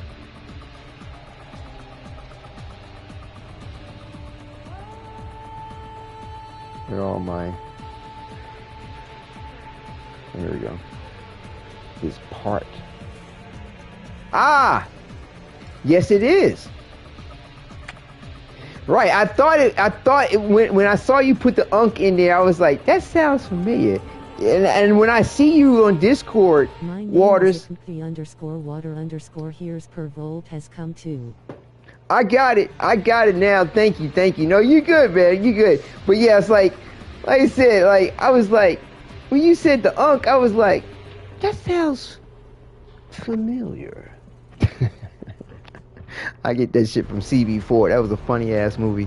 He was like, your voice sounds so familiar. Turn around, eat your biscuit. Anyway, so but yeah, no, but no, it's all good there, Waters. Thank you for helping me bridge the gap on the point. Like I said, it's like I love CB4. Oh, CB4 is hilarious. Oh my god, dude, that movie was. Oh boy, I was crying laughing watching that shit. Detective Sweat from my balls. Yeah, it's all good. I'm blacker than black because I'm black, y'all. I'm back, y'all, because I'm black. Okay, I better stop trying to sing too many of these lines on this shit before they be like, demonetized. Copyright. We want our money because you sang our lyrics, bitch. Anyway, so yeah, let me go ahead on up to the orbiter. And, do you fondle your genitalia in public? Yay. Oh man, that movie was too funny, especially when that little boy started putting on the rap clothes and started rapping in front of his father. He knew about passed out. Oh, it was funny. It was great. But yeah. What kind of movies y'all be watching now? All kinds. Well, you know, Waters, that's the, Waters,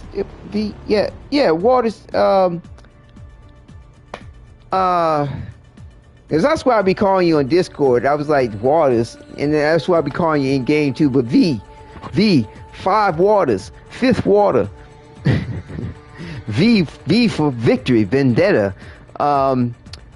We put some stuff up on Discord on the cinema channel. You know what I'm saying? So check on out. I mean, we put up stuff we recommend, stuff we enjoy. So chime in on it. You know what I'm saying? I enjoy movies and all types of cinema, anime, cartoons, commercials. I want to put something about them Klondike commercials and Skittles commercials. Them shits was fucking awesome. Absolute cinema.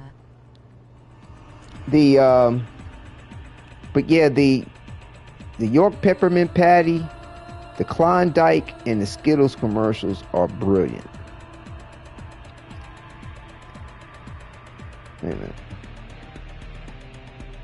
So yeah, here's the link to the topic thread on the Wadidja Enjoy Discord for movie stuff.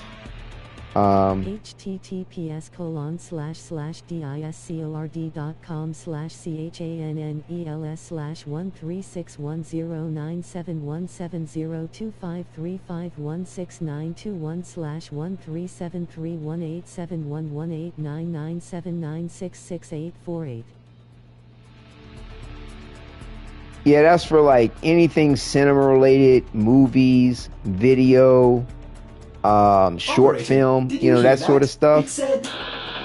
Now, cinema, movies, video. Now I say cinema because it's cinematic. Like even to be a cinematic, for example, it might not be considered a movie or short film. All that type of stuff. But now, just because I say video, you can make DTS ignore links by putting behind it, or maybe there's a Twitch thing.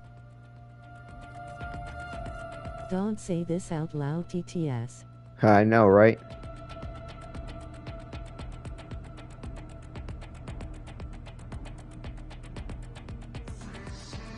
That might be a Twitch thing. I'm not too familiar about it being a YouTube thing.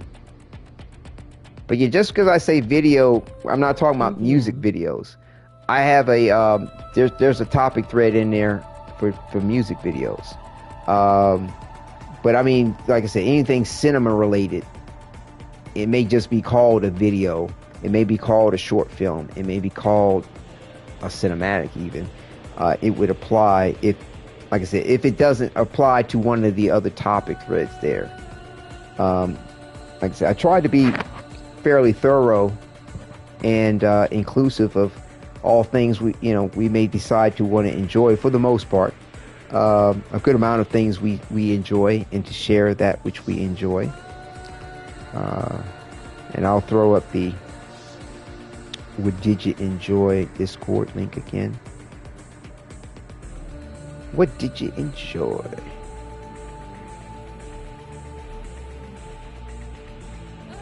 Alright.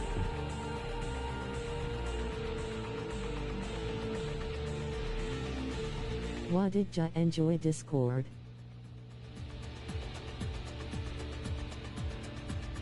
https://discord.gg/rxgnma9y.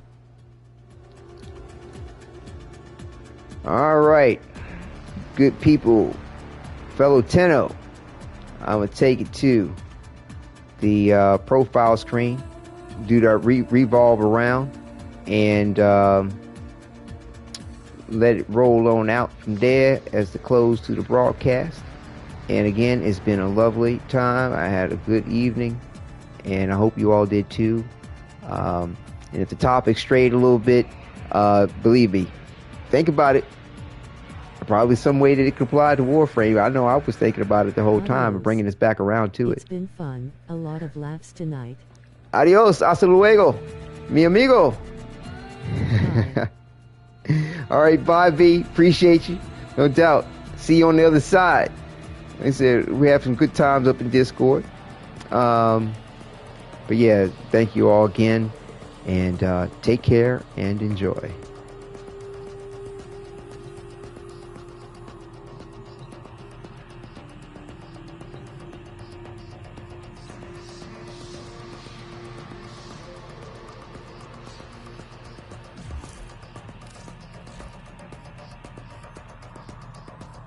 Peeve.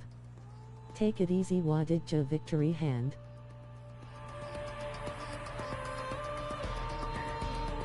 Peevy? Oh yeah, you too there, Love Machine. Take it easy. Take it easy. Was it Domo Regato Zamas? Japanese. Goodbye. Peace. Peace. Oh yes, peace. I was like,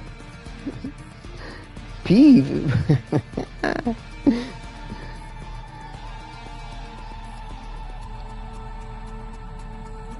Matin. Matinee. Oh, I probably messed that up on the Japanese there. I think that's the katakana for see you later or something. Not sure. What's the definition of that there, Love Machine? Is it matane? I'm not pronouncing that right. I know I'm not. So I'm gonna stop trying to bastardize the word.